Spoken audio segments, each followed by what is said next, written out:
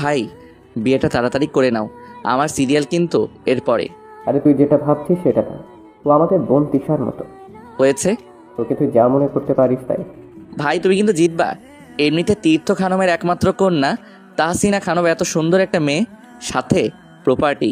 Property লোভ করি না ভাই, আমাদের আল্লাহ কম কি দিয়েছে। সেটা কেউই লোভ করে না ভাইয়া। যাই হোক, বেস্ট অফ লাক। কথাটা বলে পূর্ণ প্রস্থান করে। তূর্ণ নিজেও রুমে চলে যায়। ভীষণ টায়ার্ড থাকায় বিছানায় গা এলিয়ে দিতে ঘুমিয়ে যায় তূর্ণ। পরের দিন সবাই হোয়াইট কালারের ড্রেস আপ পরিধান করে। তারা সবাই আবির হোলি খেলবে। সকালে নাস্তা করে 11টার দিকে ছাদে আসে সবাই। মাইশা মেহের থেকে শুরু করে সবাই সবাইকে আবির মাখিয়ে ভূত বানিয়ে দিয়েছে। রোদ 2 হাতে ভর্তি আবির নিয়ে পূর্ণর গালে লাগায়। দুজনে চোখাচোখি হতে রোদ সরে আসে। শুনেকেও সে আবির দিয়ে ভূত বানায়। তাদের আবির খেলা হতে যে যার মতো শাওয়ার নিয়ে নেয়। দুপুরে লাঞ্চ শেষ করে সবাই একটু রেস্ট নেয়। বিকেলে একটা রুমে মেহেদি দিতে বসেছে রোদ, মেহের, শিশা। তাদের মেহেদি দেওয়া বাকি। পূর্ণ সৌর্য দুজনেই উপস্থিত আছে সেখানে। তখন মেহের পূর্ণকে বলে, ভাইয়া চলো তোমায় মেহেদি লাগিয়ে দেই। আরে না, এসব মেয়েরা দেয়, আমি এসব লাগাই না। রোদ, হাতের তালুতে ভাইয়ার নামের প্রথম অক্ষর আর তার গফের নামের প্রথম অক্ষর লিখে দাও। শূন্যর কথায় সবাই তাকায়। পূর্ণর গার্লফ্রেন্ড আছে। তখন পূর্ণ ঠাস করে থাপ্পড় দেয় শূন্যকে। রাগী স্বরে বলে, আমার গার্লফ্রেন্ড কি তোর নানি? সেও তোমায় রিজেক্ট করবে তোমার এত ভাবের জন্য। আমি গেলে তোরে ভাই, এমনিতে পূর্ণর এসবে সময় নেই। এই বাড়ি থেকে কবে যাব সেটাই আপাতত আমার মূল উদ্দেশ্য। কথাটা বলে পূর্ণ প্রস্থান করে। বাকিরা আর কিচ্ছু বলেনি। পূর্ণ বাইরে আসতেই তার আম্মু ছোট আম্মুকে দেখে। পূর্ণর এই বাড়িতে আর ভালো লাগছে না। সন্ধ্যার দিকে বাড়িতে মানুষের আনাগোনা। পূর্ণ গাড়ি নিয়ে বেরিয়ে পড়ে। একটু ঘোরাঘুরি দরকার তার। রোদ তার মামিদের সাথে বসে গল্প করছে। সাথে তূর্ণও আছে। তারা দুজন পাশাপাশি বসা। তবে তূর্ণ ধ্যান জ্ঞান সব ফোনের দিকে। মাইশা তার ফুপির সাথে গল্প গুজব করছে। পূর্ণ একটা ক্যাফেতে আছে। কোল্ড কফি হাতে ফোন স্ক্রল করছে। তার কিছু ইম্পর্টেন্ট কাজ আছে, সেগুলোই করছে পূর্ণ। রাফি আপাতত রোদের খোঁজ খবর রাখার চেষ্টা করছে, কিন্তু তেমন কিছু করতে পারছে না। রোদকে পাওয়া একটা চ্যালেঞ্জ। তার উপর রোদের দিকে পূর্ণ দুজন তো আছেই। রাফি ভেবে নিয়েছে এভাবে রোদকে পাওয়া যাবে না, তার যে অন্য উপায় বেটার হবে। ল্যাপটপের স্ক্রিনে তাকিয়ে ভাবছে রাফি, একবার যদি পূর্ণ এসবের দায়িত্ব নেয় তো এই বাড়িটাতে তাদের জায়গা হবে না।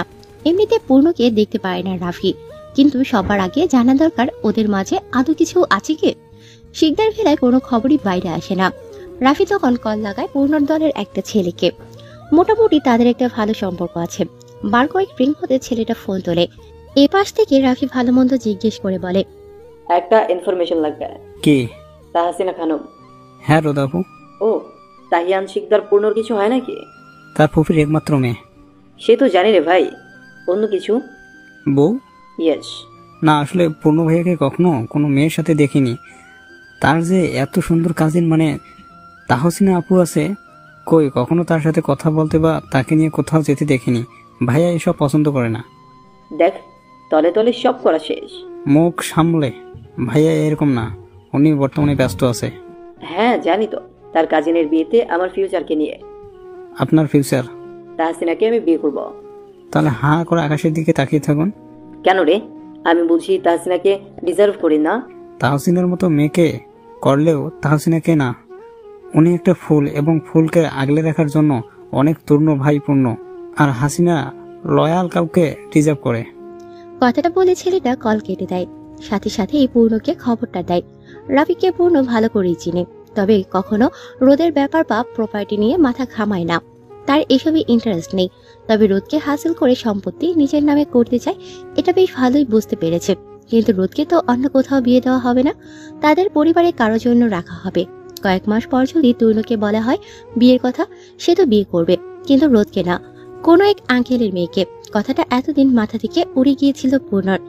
ক্যাফে থেকে বেরিয়ে গাড়ি নিয়ে সোজা শিকদার বাড়িতে চলে আসে পূর্ণ। তরুণীকে কল দিয়ে বলেছে সে চলে এসেছে, আগামীকালকে বিয়েতে যাবে প্রয়োজনে। এ নিয়ে আর কেউই কিছু বলেনি। বাড়িতে এসে পূর্ণ তার পার্সোনাল জিনিসপত্র নিয়ে ঘাটাঘাটি শুরু করে। বিশেষত রোদের কিছু ইনফরমেশন দরকার, সেই সাথে 5 বছর আগে ঘটনা পরিষ্কার করে জানা দরকার। আদৌ তার বাবার মৃত্যুর পেছনে রোদ দায়ী তো? কিন্তু পূর্ণকে তো এটাই বলা হয়েছিল। সব কেমন তালগোল পাকানো। হলুদের অনুষ্ঠানটা সুন্দরভাবেই কেটে যায়। পরের দিন সবাই কাজে ব্যস্ত কিছুটা। যেহেতু বিয়ে বাড়ি বলে কথা। শরীফ শিকদার পূর্ণের সাথে বসে কথা বলছে। তারা দুপুরের দিকে যাবে। মূলত পূর্ণ তার বাবার মিত্র এবং রোদের এই বাড়িতে আসে নিয়ে জিজ্ঞেস করে, তবে শরীফ শিকদার সুন্দর যুক্তিসম্মত কোনো উত্তর দিতে পারেনি। পূর্ণের ব্যাপারটা একদম পছন্দ হয়নি, সেজন্য আর কথা বাড়ায়নি সে। রুমে এসে শাওয়ারে ঢুকে যায় পূর্ণ। শরীফ শিকদার লিভিং রুম থেকে উঠে নিজের ঘরে যায়। ফোন হাতে মেসেজের নোটিফিকেশনে চেক করে, কিছু টেক্সট আদান প্রদান করে রেডি হতে চলে যায়।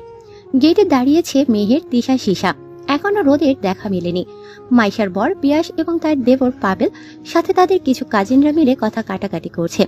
তবে পাবেলের এসবে মন নেই, সে তার সুন্দরী বিয়ানকে দেখার জন্য এক্সাইটেড। তাদের ঝগড়ার মাঝে পূর্ণ এবং শরীফ শিকদার গাড়ি থেকে নেমে আসে। সাদা পাঞ্জাবি পরিহিত পূর্ণ বেশ অ্যাটিটিউড নিয়ে ভেতরের দিকে আসছে। তাদের গেট দিয়ে প্রবেশের আগে টাকা নিয়ে গেট খালি করে দেয় সবাই। পূর্ণ ভিতরে এসে সবার সাথে টুকটাক ইন্ট্রোডিউস হয়ে নেয়। পাবেলের সাথেও কথা হয়েছে, তবে পূর্ণ আর পাবেলকে পছন্দ হয়নি। ভাবসাব ভালো ঠেকছে না। পূর্ণ অতিথিদের নিয়ে কিছুটা ব্যস্ত। তিশা, শিশা, মেহের তারা বরের সাথে পিকচার তুলছে।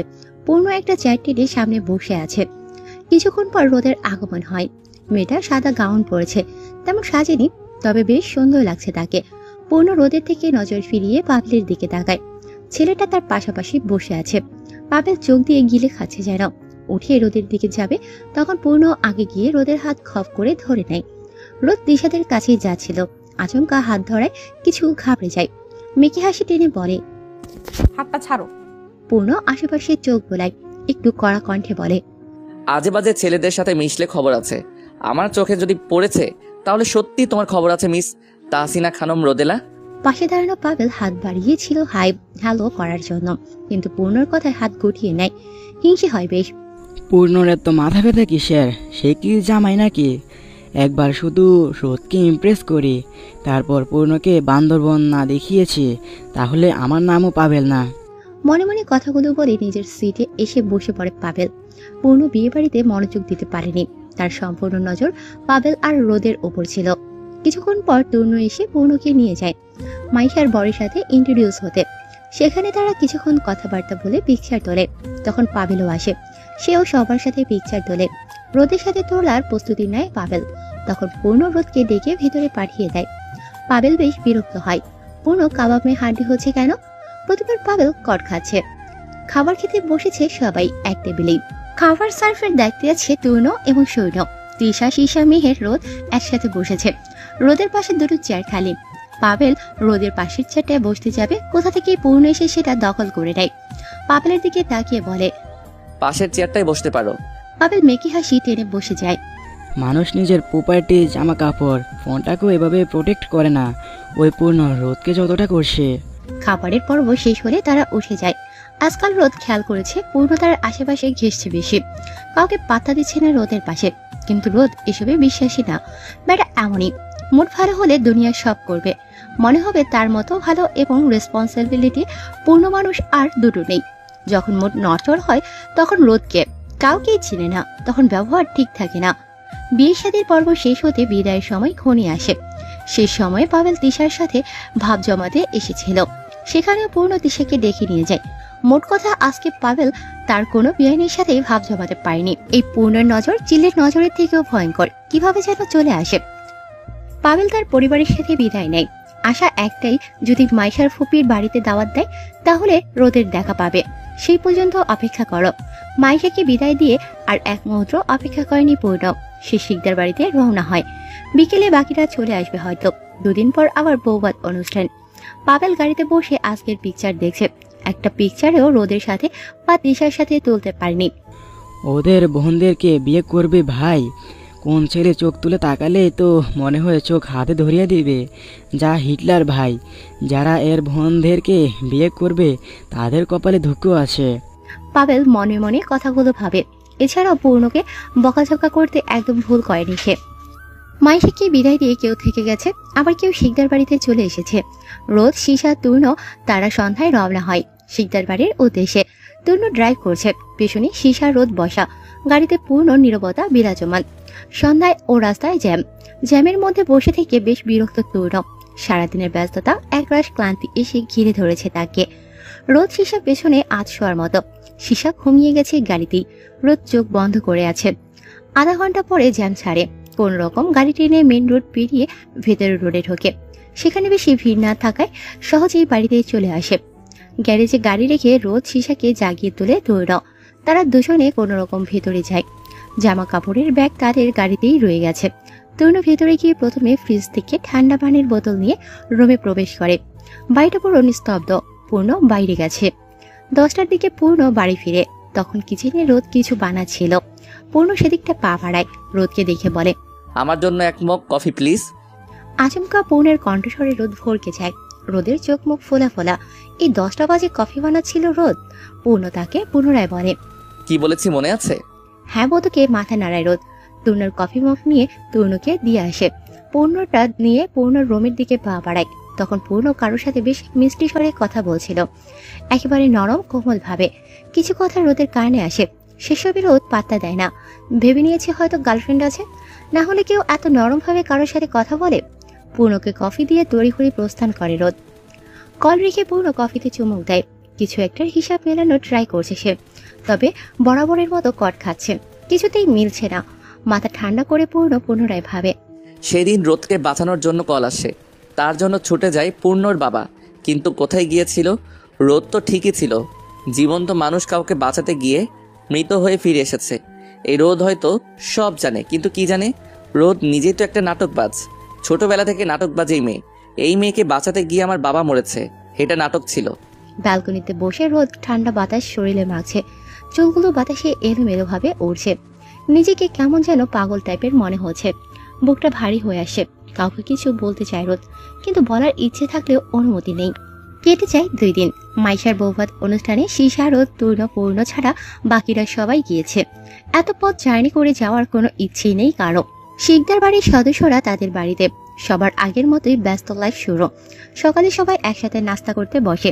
তিশা, রোদ যাবে ভার্সিটি। শরীফ, শিকদার নিজেও বসে নাস্তা করছে সবার সাথে। তখন পূর্ণ আসে সবার শেষে। হাতে জুসের গ্লাস নিয়ে শরীফ শিকদারের দিকে প্রশ্ন ছুড়ে মারে, তাসিনা খানমের নামে ইন্ডাস্ট্রি একটা লসের মুখে পড়বে। অবশ্য তোমার কিছু ভুলের কারণে। এর ক্ষতিপূরণ কে দিবে চাচ্চু? কিসের লস? এই ইন্ডাস্ট্রি আমার পরিশ্রমের এবং আমার দায়িত্বের। ভবিষ্যতে তাহসিনা দায়িত্ব নিলে তখন আমি আমার জায়গা ছেড়ে দিব। শিওর? তা নয়তো কি? পূর্ণের কথায় জবাব দেয় শরীফ শিকদার। তখন পূর্ণ তরুণের পাশের চেয়ার টেনে বসে গুনগুন করে বলে, দেখা যাবে ভবিষ্যতে কি হয়। তাহসিনা তো 1 নম্বরের গাধা। ভার্সিটি আসতে রাফির সাথে দেখা হয় রোদের। রাফিকে যথেষ্ট ইগনোর করে রোদ, কিন্তু রাফি সেই স্যাস্টার মতো এসে এটা ওটা তাকে জিজ্ঞেস করে। এই নিয়ে বেশ বিরক্ত রোদ। আজকে তো রাফি ঠিক করে নিয়েছে রোদকে তার সাথে খানম বাড়ি যেতেই হবে, না বললে চলবে না। এই নিয়ে মহা ঝামেলায় পড়েছে রোদ। মনে মনে দোয়া করছে তরুণ বা পূর্ণ কেউ আসুক তাদেরকে নিয়ে যেতে, তাহলে রাফি আর এগোবে না। কিন্তু তরুণ বা পূর্ণর কারোই আসার কোনো সম্ভাবনা নেই। পূর্ণ আসলেও তরুণ অফিসের কাজে ব্যস্ত। অ্যাটিটিউড, ইগো এই সাইডে রেখে রোদ পূর্ণকে নক দেয়। প্রথমে সালাম দিয়ে শুরু করে। রোদের আইডি চিনতে ভুল হয়নি পূর্ণর। একটু ভার্সিটি আসতে পারবে? কেন? আর্জেন্ট আছে, তুমি আসো প্লিজ। ঠিক আছে। রোদ ফোন রেখে ক্লাসে মনোযোগ দেয়। পূর্ণ কাজ শেষ করে গাড়ি নিয়ে রোদের ভার্সিটি আসে। গেট দিয়ে প্রবেশ করতে দেখে রোদ কিছুটা তাড়াহুড়োয় আসছে। পেছন দিয়ে রাফিও ছুটে আসে। পূর্ণর ব্যাপারটা একদম পছন্দ হয়নি। রোদ পূর্ণর কাছে এসে দাঁড়াতে রাফিও এসে থামে। তখন পূর্ণ রাফির দিকে দৃষ্টি নিক্ষেপ করে রোদকে কড়া কণ্ঠে বলে, তিশা আসেনি? যাও গাড়িতে গিয়ে বসো। ও, আজকে খানন বাড়ি যাবে আর তুমি রাইড দেখানোর কেউ না। আচ্ছা ঠিক আছে রোদ, খানম বাড়ি যাবে, চিন্তা করো না। আমার বোন তিশা আসুক, ও আসলেই রোদকে গাড়ি থেকে বের করে খানম বাড়ি পাঠাবো। রাফি দাদু আবদার করেছে, তাহিয়ান শিকদার পূর্ণর কাছে সে আবদার বুঝি ফেলে দেওয়া যায়? এই, আমি কিন্তু ইয়ার্কি করছি না। আমিও একদম ইয়ার্কি করছি না। পূর্ণ যা বলে তাই করে। রাফি আর কিছু বলেনি। তারা দুজন দাঁড়িয়ে থাকতে থাকতে তিশাও আসে। পূর্ণ তিশাকে নিয়ে গাড়ির দিকে যায়, হাতে ইশারা করে রাফিকে আসতে। তিশাকে তার পাশের সিটে বসিয়ে পেছনের সিটে যায় পূর্ণ, যেখানে রোদ বসে আছে। ডোর খুলে রোদের হাত ধরে টেনে বাইরে বের করে পূর্ণ। রাফির দিকে রোদকে ধাক্কা দিয়ে পূর্ণ বলে, রাফি দাদুর তোমাকে নিয়ে একটু ঘোরাঘুরি করার শখ রোদ, যাও নিজের বাপের বাড়ি গিয়ে থেকে আসো। আর হ্যাঁ, অবশ্যই প্রতিটা জিনিস ঠিকঠাক যত্ন হচ্ছে কিনা দেখবে। আমিও আসছি আমার হবু শ্বশুর বাড়িতে। আমার একমাত্র শালাবাবু ওরফে রাফি দাদুকে নতুন বাড়িতে শিফট করানোর জন্য। কথাটা বলে পূর্ণ গাড়ি নিয়ে চলে আসে। রোদ কিছু বলতে গিয়েও বলতে পারে না। কি হলো কিছুই বুঝতে পারছে না সে। এই পূর্ণ তাকে এভাবে ধোকাটা দিল। তখন রাফি রোদকে টেনে গাড়ির সামনে আনে। এমনিতেই রোদের মেজাজ গরম, তার উপর হাত ধরাধরি পছন্দ না। 7-5 না ভেবে রাফির গালে ঠাস করে থাপ্পড় বসিয়ে দেয়। ইচ্ছে তো করছে থাপ্পড় দুটো পূর্ণর গালে দান করতে, কিন্তু পূর্ণ তার আশেপাশে নেই। রাফি গালে হাত দিয়ে রোদকে বলে, সমস্যা নেই, বিয়ের পর তো এই হাত দিয়ে আদর সোহাগ করবে। কথাটা বলে রোদের হাত ধরে গাড়িতে বসিয়ে দেয় রাফি। গাড়ি স্টার্ট দিয়ে ভার্সিটির প্রাঙ্গণ পেরিয়ে নিরিবিলি রাস্তায় আসে। রোদের এক হাত রাফি ধরে রেখেছে। রোদ হাত ছাড়ানোর চেষ্টা করছে। কিছুটা দূরে আসতে রাফি ব্রেক কষে। সামনে পুলিশ, সাথে কয়েকটা ছেলে দাঁড়িয়ে আছে। গাড়ি থামতে পুলিশ আসে রাফির গাড়ির সামনে। রাফি গাড়ির ডোর খুলে বাইরে আসে, তখন রোদও বাইরে আসে। একজন পুলিশ বলে, আপনি কোনো চিন্তা করবেন না, আমরা জানি আপনাকে জোর করে তুলে নিয়ে যাচ্ছিল এই রাফি খান। সিসিটিভি ফুটেজ দেখেছি। উনি আমায় সবসময় বিরক্ত করে। আজকে নিয়ে গিয়ে কি করতো আল্লাহ ভালো জানে। তখন পূর্ণর দলের একটা ছেলে এসে বলে, পূর্ণ ভাই আমাদের রোদ আপুকে প্রোটেক্ট করার জন্য রেখেছে। দেখছেন ঠিক সময়ে না আসলে কি হতো? আজকে আমাদের খবর করতো পূর্ণ ভাই। রাফি রোদ দুজনে তাকিয়ে আছে। পূর্ণ নিজেই তো সবকিছু জানে, উল্টো সেই রাফির হাতে রোদকে তুলে দিল। রোদ পূর্ণর মনোভাব বুঝতে পারে না আসলে কি চলে এই পূর্ণের মাথায়। রাফিকে ইভটিজিং এর মামলায় ফাঁসিয়ে দেওয়া হয়। পুলিশ যেতে কোথা থেকে পূর্ণ গাড়ি নিয়ে আসে। সাদা পাঞ্জাবি পরিহিত শ্যামপুরুষ, ঠোঁটের কোণে তার উজ্জ্বল হাসি। রোদ পূর্ণর দিকে এক নজর তাকিয়ে চোখ সরিয়ে নেয়। পূর্ণ রোদের সামনে এসে বলে, দেখলে তো কিভাবে এক ঢিলে 2 পাখি মারলাম। যাই হোক, আশা করি ও আর তোমায় জ্বালাবে না। রোদ উত্তর দেয় না। পূর্ণ রোদকে গাড়িতে বসতে বলে। তার দলের ছেলেদের সাথে কিছু একটা বলে পূর্ণ নিজেও গাড়িতে বসে পড়ে। তবে পূর্ণ আজকে নীরব না। আপাতত তার কথা বলতে ইচ্ছে হলো। রোদের দিকে তাকিয়ে বলে, তাসিনা খানাও এত বোকা কেন? শোনো, তোমায় একটা বিষয় সাবধান করি। কি? তুমি যা দেখো সব সত্যি না, মিথ্যেকেও কিন্তু সত্য বলে তুলে ধরা হচ্ছে তোমার সামনে। এছাড়া তুমি সামনে এমন অনেক বিষয়ের মুখোমুখি হবে যে বিষয়গুলো সত্য মনে হবে তোমার কাছে, কিন্তু মূলত ওগুলো ফেক। আবার কিছু ব্যাপার তোমার কাছে ফেক মনে হবে, তবে সেই সব বিষয়গুলো চোখ বন্ধ করে বলতে পারো সত্য। এই জিনিসটা চেনা খুবই কঠিন, সত্য এবং মিথ্যা। তবে আমি পূর্ণ সব জানা সত্ত্বেও কখনো তোমায় বলবো না কোনটা সত্য আর কোনটা মিথ্যা। তার মানে তুমি যা দেখাচ্ছ এবং করছো তা মিথ্যে? আমি আমার কথা বলিনি তো কিছু না। না বললে নাই, এমনিতেই তোমার বিশ্বাস করা বড্ড দায়। বিশ্বাস না করলে কি আর করার? রোদ উত্তর দেয় না। গাড়িতে এসে পূর্ণর সাথে ভেতরে প্রবেশ করে। রোদ পূর্ণকে একসাথে দেখে খানিক অবাক হয় শাইখা ইসলাম। তখন পূর্ণ সোফার উপর বসতেই রোদকে বলে, ফ্যানটা ছেড়ে দাও তো। পারবো না, তিক্ত কণ্ঠে জবাব দেয় রোদ। তখন পূর্ণ খোঁচা মেরে বলে, তরুণ ভাই বললে আর দেরি হয় না। যাই হোক, মুখটা বন্ধ রাখবে। কথাটা বলে রোদ ফ্যান ছেড়ে ভেতরে চলে যায়। শারমিন আঞ্জুম রোদ পূর্ণের মিল দেখে খানিক চমকায়। শাইখা ইসলামের থেকে কোল্ড ড্রিঙ্ক নিতে নিতে পূর্ণ শোধায়, এত অবাক হবার কি আছে? আমি বিয়ে করিনি, জাস্ট একটু কথা বলেছি। তা আসলে তা না, তুমি তো রোদকে তেমন পছন্দ করো না পূর্ণ। ছোট আম্মু তুমিও না। আমি কবে বলেছি ওকে পছন্দ করি না? আসলেই তো। মনে মনে শুধায় শাইখা ইসলাম, তবে প্রকাশ করে না। পূর্ণ ডোন্ট কেয়ার ভাব নিয়ে নিচের রুমে চলে যায়। রোদ রুমে প্রবেশ করতে দিশা আসে পেছন দিয়ে। রোদকে দেখে বলে, তুমি না খানম বাড়ি যাও? যাচ্ছিলাম, তোমার ভাই যেতে দেয়নি আমায়। কি করেছে আবার? তেমন কিছু না, বলেছে আমায় ছাড়া নাকি তার ভালো লাগবে না, তাই জোর করে নিয়ে এসেছি শিকদার বাড়িতে। এই সাজানো মিথ্যে কথা বাদ দিয়ে অন্য কথা বলো তো। আমি জানি আমার ভাই কেমন। কেন ওটা মিথ্যে হতে যাবে? আরে ভাই, জানি আমার ভাই কেমন মানুষ। আর শোনো, এটা কখনোই পসিবল না। তুই যেভাবে বলছিস যেন আমার ভাইয়ের ভালোবাসার মানুষ তুই। ওনার ভালোবাসার মানুষ হতে বয়েই গেছে আমার। আসলে ওটা ফান করে বলেছি। আমিও জানি তোর ভাই যে আস্ত গরু। বল না কি হয়েছে?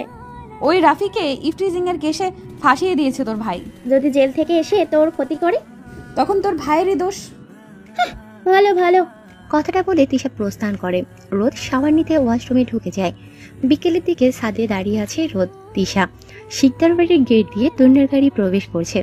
রোদের খেয়াল তরুণের গাড়ির দিকে। ক্লান্ত চেহারা নিয়ে গাড়ি থেকে বেরিয়ে বাড়িতে প্রবেশ করে তরুণ। লিভিং রুমে কেউ নেই।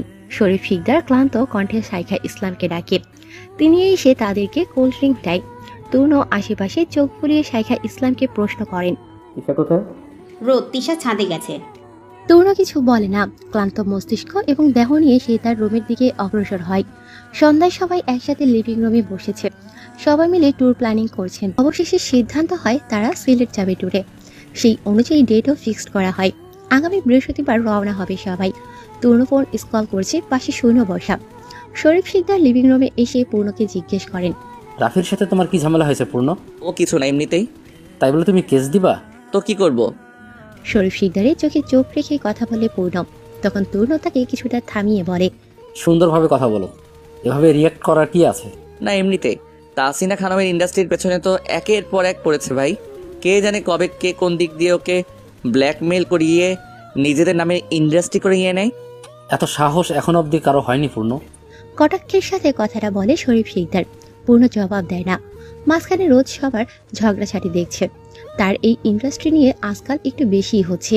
সে বোঝে না এই কয়েক কোটি টাকার জন্য মানুষ এমন করে কেন। কেমন আছে ইন্ডাস্ট্রিতে? তেমন কিছু নেই। হয়তো এটা নিয়ে যুগের পর যুগ অনেক টাকা আয় হবে, একটু নাম হয়েছে ইন্ডাস্ট্রির, এতটুকুই তো। কিন্তু রোদের তো এসবে আগ্রহ নেই। এই ইন্ডাস্ট্রি নিয়ে এত মাথা ব্যথা সবার মাঝে মধ্যে রোদ সিদ্ধান্ত নেয় ইন্ডাস্ট্রিটা কাউকে দান করে দিয়ে নিজে দেশ ছেড়ে চলে যাবে। তবে আজকাল পূর্ণ, রোদ আর ইন্ডাস্ট্রি দুটো নিয়েই বেশ অ্যালার্ট। এর কারণটা রোদ নিজেও জানে না। তাদের রাগারাগির মাঝে শারমিন আঞ্জম রাতে ডিনার ঠিক করে। রোদ নিজে সেখান থেকে প্রস্থান করে রুমে চলে আসে। বিষয়টা তরুণ খেয়াল করেছে। একটু জোরে ধমক দিয়ে বলে, হয়েছে, এবার থামো। ইন্ডাস্ট্রি নিয়ে এত মাথা ঘামানোর কিছু হয়। রোদের বিয়ে হলে ও আর ওর হাজব্যান্ড মিলে ওদের ইন্ডাস্ট্রি সামলাবে। যতদিন আমাদের দায়িত্ব আছে ততদিন সুন্দরভাবে পালন করে যেতে পারলেই হলো। আমাদের দায়িত্বে থাকাকালীন কেউ সেটা ছিনিয়ে নিতে চাইবে, ব্যাপারটা কেমন যেন। আমি এই ধরনের খবর পাইনি পূর্ণ। তুমি উল্টাপাল্টা চিন্তা বন্ধ করো। গম্ভীর কণ্ঠে জবাব দেয় তরুণ। পূর্ণ আর কিছু বলে না। সে নিজেও রুমে চলে যায়। বাকিরা তাকিয়ে আছে। ডিনারের সময় দুজন রাগ দেখিয়ে চলে গেল। তরুণ উঠে ত্রস্ত পায়ে রোদের রুমের সামনে যায়। দরজায় বার কয়েক নখ দিতে রোদ দরজা খোলে। নিজেকে স্বাভাবিক রেখে দাঁড়ায়। তখন তরুণ খেয়াল করে রোদের চোখ মুখের দিকে, দীর্ঘশ্বাস ছেড়ে বলে, রোদ পাখি, তুমি কান্না করছো কেন? দেখো আমরা আছি তো, কেউ না থাকুক। আমি যতদিন আছি ততদিন তোমার গায়ে আঁচড় লাগতে দেবো না। ভরসা রাখো পাখি।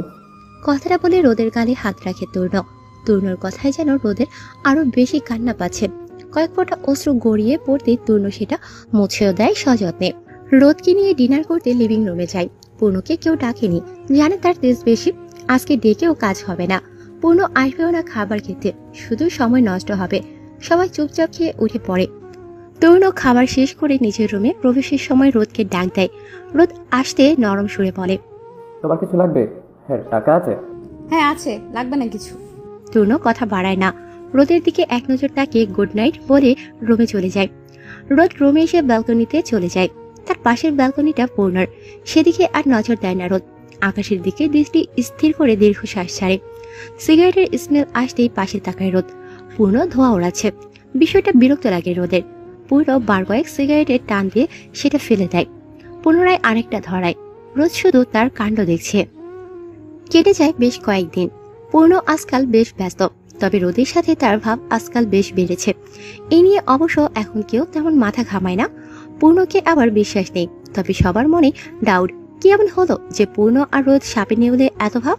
নিজের কাজকর্ম সামনে 11টার দিকে পূর্ণ খেতে বসে। বাকিরা 10টায় খেয়ে নিয়েছে রাতের ডিনার। পূর্ণ একাই খেতে বসেছে। তখন রোদ আসে এই দিকটায়। পূর্ণকে লেট করে খেতে দেখে শুধায়, একা একা খাচ্ছ কেন? তুমি আমার সাথে খাবে নাকি? আরে না, আমি ডিনার করে নিয়েছি। তুন্ন ভাই করেছে ডিনার? হ্যাঁ করেছে। পূর্ণ আর কথা বাড়ায় না। রোদ ফ্রিজ থেকে পানির বোতল নিয়ে রুমে চলে আসে। পূর্ণ খাওয়া শেষ করে তার রুমের দিকে হাঁটা ধরে। পরের দিন সকালে তিশা রোদ ছাদে দাঁড়িয়ে আছে। তরুণ তখন ঘুম থেকে উঠেছে সবে। গার্ডেন থেকে উপরে নজর দিতেই দেখে দুজন কথা বলছে। রোদের রোদ পড়া মুখশ্রীর দিকে এক নজর তাকিয়ে নজর সরিয়ে নেয় তরুণ। কিছু একটা ভেবে সে মুচকি হাসে। রোদ তিশা মিলে প্ল্যানিং করছে সিলেট। সবকিছু ঠিকঠাক হলে আগামীকালকেই তারা রওনা হবে। কিছুক্ষণ কথাবার্তা বলে দুজন নিচে চলে যায়। ভার্সিটি যাওয়ার উদ্দেশ্যে রেডি হয়ে নেয়। সকালের নাস্তাটা সেরে দুজন ভার্সিটিতে চলে আসে। পূর্ণ পার্টি অফিসের মিটিং শেষ করে 12টার দিকে রওনা হয় বাড়ির উদ্দেশ্যে। আজকে তার কিছু কাজ বাকি আছে। যেহেতু ঢাকা থেকে সিলেট যাবে, তাই আকাশপথটাই বেছে নিয়েছে সে। সিলেটের সাদা পাহাড়ে যাবে, সেজন্য রিসর্টও বুক করে নিয়েছে। তার দায়িত্ব সে সুন্দরভাবে পালন করে নিয়েছে। অফিসে নিজের রুমে বসে আছে তরুণ। এসি চলছে, তবুও যেন শরীর ঘামছে। কিছু একটা ভেবে তরুণ চুলে হাত বোলায়। আগামীকালকে তো সিলেটের উদ্দেশ্যে রওনা হবে। এই সুন্দর প্লেসে সুন্দর কিছু মুহূর্ত ক্যাপচার করা যায়, কিন্তু এটা কোনোভাবে সম্ভব হচ্ছে না, হবে না। তূর্ণ দ্বিধায় পড়ে যায়। কাজকর্ম তার সব উচ্ছনে গেল, কাজে মন বসে না আজকাল। সামনে বসে আছেন শরীফ শিকদার, এসেছিলেন কিছু প্রজেক্ট নিয়ে কথা বলতে। এসে দেখে তূর্ণ ঝিমাচ্ছে। শরীফ শিকদারের বিষয়টা কয়েকদিন ধরে খেয়াল করেছেন, তবে কিছু বলেন না তিনি। বেশ বুঝতে পেরেছেন তাদের ছেলেরা বড় হয়েছে, বিয়ে শাদী দরকার। এই বয়সটা অবশ্য বউয়ের সাথে রোমান্স করে কাটানোর, অফিসে বসে কাজকর্ম নিয়ে মুরগির মতো ছিমানোর না। তূর্ণকে খুশি করানোর জন্য তিনি বলেন, বাপ মেয়ে দেখবো নাকি? আরে চাচু, আমি কিছু বলেছি নাকি? শূন্যকেও বিয়ে দিব? তুমি বড় ভাই, তোমার সিরিয়াল লাগে। এমনিতে ভাবির সাথে এই বিষয়ে কথা হয়েছে আমার, তুমি চিন্তা করো না। তূর্ণ কিছু বলে না। পরবর্তীতে তারা তাদের মেন টপিকে মনোযোগ দেয়। পরের দিন সবাই রওনা হয় সিলেটের উদ্দেশ্যে। ঢাকা থেকে সিলেট যাবে। ঢাকা হজরত শাহজালাল আন্তর্জাতিক বিমানবন্দরে এসে পৌঁছায় 10টার দিকে। 10:30টায় তাদের ফ্লাইট। 50 মিনিটের মতো সময়ের ব্যবধানে তারা সবাই ওসমানী বিমানবন্দরে অবতরণ করে। সেখান থেকে বাস করে রিসোর্টে পৌঁছায় সবাই। তূর্ণ শূন্যর জন্য এক রুম হলেও পূর্ণের জন্য আলাদা রুম। সে সবার সাথে মানিয়ে নিতে পারে না সহজে। তাদের সবারই পাশাপাশি রুম। আজকে আসতে আসতে লাঞ্চ টাইম পেরিয়ে গেছে, তাই সবাই লাঞ্চ করে রেস্ট নেয়। আগামীকালকে সাদা পাথরে যাবে। রোদ রুমের ব্যালকনিতে যায়। জায়গাটা বেশ সুন্দর, তবে সিলেট আসার কোনো ইচ্ছে ছিল না তার। বারণ করতে পারেনি। পূর্ণ তূর্ণতাকে ধমকাধমকি করবে। রিসোর্টের সামনে আড্ডা দেওয়ার মতো জায়গা আছে, সেখানেই সবাই আড্ডা দিতে বসে।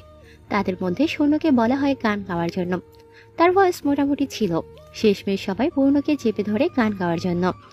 এর আগে নাকি তূর্ণ শুনেছিল কোনোভাবে, বেশ ভালো গায়ে, প্রশংসাও করলো।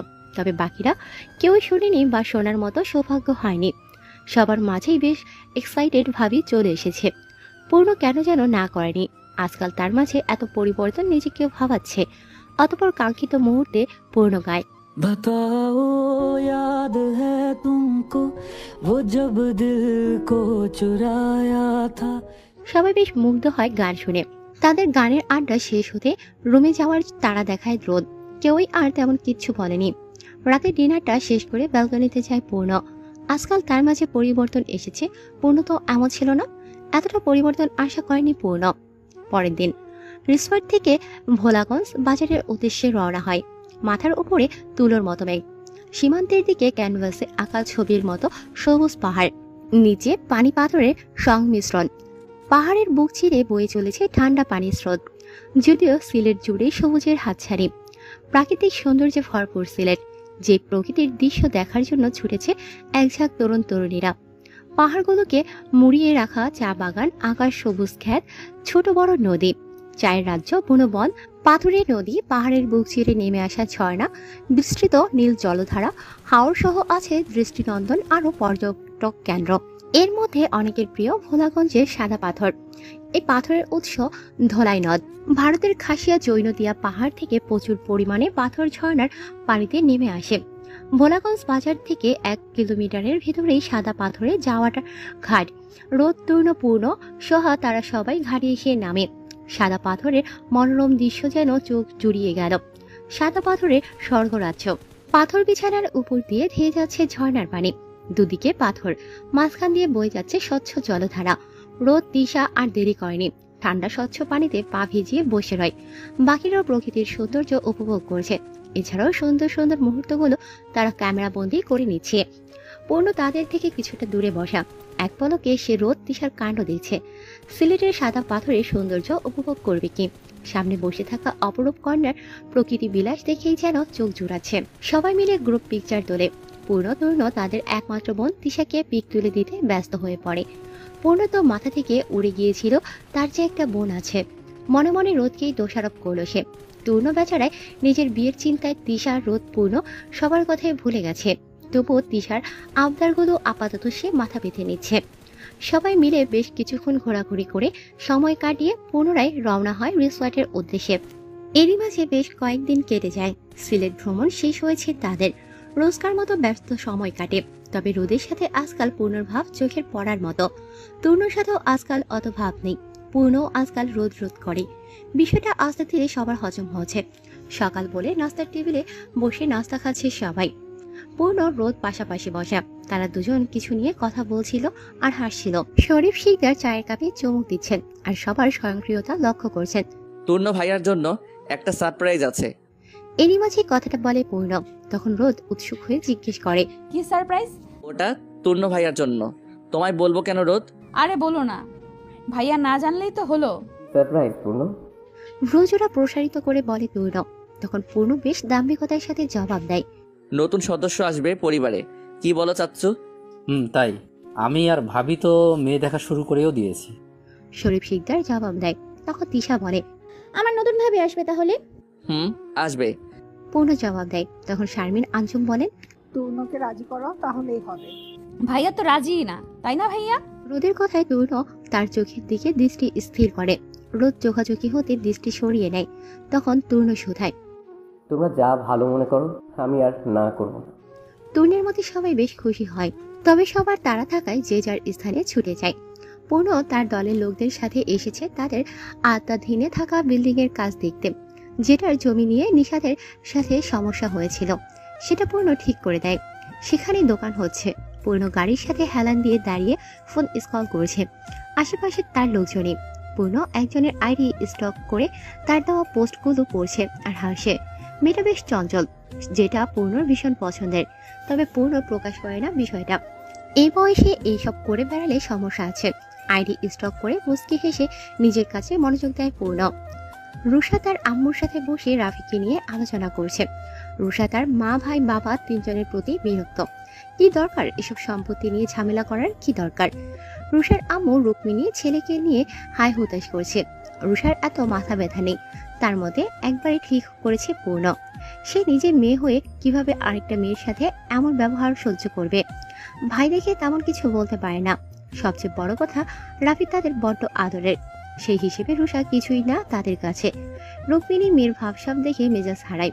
চোখ রাঙিয়ে বলে, যা হয়েছে খারাপ হয়নি। আল্লাহ যা করেন আমাদের ভালোর জন্যই করে মাম্মা। তুমি ভুলে গেলে বাক্যটা?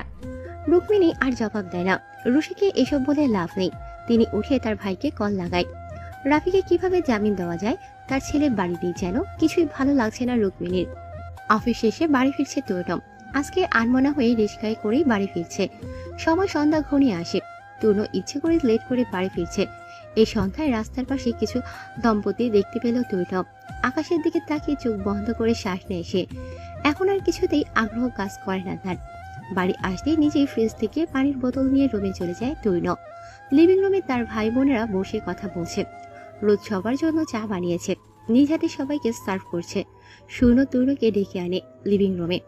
রোদ তূর্ণর কাপটা এগিয়ে দিতে তূর্ণ কিছুটা ব্যস্ততা দেখিয়ে বলে, এখন চা খাবো না রোদ, আমার কাজ আছে। আরে ভাইয়া, আমি বানিয়েছি চা। হ্যাঁ জানি রোদ, ভালো চা বানায়। মুখ ফুসকে বলে কথাটা। তখন রোদ শুধায়, তুমি এর আগে কখনো আমার হাতে বানানো চা খেয়েছো? না খাইনি, কারণ তুমি এর আগে চা বানাওনি কারোর জন্য। বানাই না কারণ আমি বাজে চা বানাই। চাই না সেগুলো কেউ খেয়ে আজীবন আমায় বকা দিক। তো আজকে বানালে যে? রোদ হাসে, কিছুই বলে না। তূর্ণ আর কথা না বাড়িয়ে চলে আসে। রোদ নিজের কাপটা নিয়ে সোফায় বসে। তিশা শূন্য রোদ তূর্ণের কথার মানে বোঝার ট্রাই করছে। তবে শূন্যর কিছু আন্দাজ করছে। পূর্ণর এসবে মনোযোগ নেই। সে তার মতো করে রোদের বানানো চা টেস্ট করছে। তখন রোদ পূর্ণকে উদ্দেশ্য করে বলে, পূর্ণ ভাইয়া, আমার বানানো চা কেমন হয়েছে? মুখে তোলার মতো। তবে আর কাউকে এই চা বানিয়ে খাওয়াতে যেও না। আরে যেমনই হোক, একটু তো প্রশংসা করো। করবো একদিন, অপেক্ষা করো। কথাটা বলে পূর্ণ উঠে চলে যায়। তিশা রোদের দিকে তাকিয়ে বলে, কি ব্যাপার রোদ, আমার ভাবি হবার প্রিপারেশন নিচ্ছ বুঝি? কোন ভাইয়ের বউ? কি জানি। এই তিশা, তুমি বেশি বোঝো না তো? বোঝাই যায়, না বুঝে কই যাব। তাদের কথার মাঝে শূন্য বা হাত ঢুকিয়ে বলে, আসলে রোদ, তুমি কার? একজন মানুষ ভাবসাব অনুযায়ী তিনটি মানুষ তার দাবিদার। তখন রোদ শূন্যের মাথায় গাঁটি মেরে বলে, শূন্য ভাই, আমি আসলে কারণ না, আমি তো তোমার, তাই না ভাইয়া? মজা করো না রোদ, এটা অনেক মারাত্মক লেভেলের সিরিয়াস বিষয়। সিআই ডিগ্রি বন্ধ করে অফিসের কাজে মনোযোগ দাও।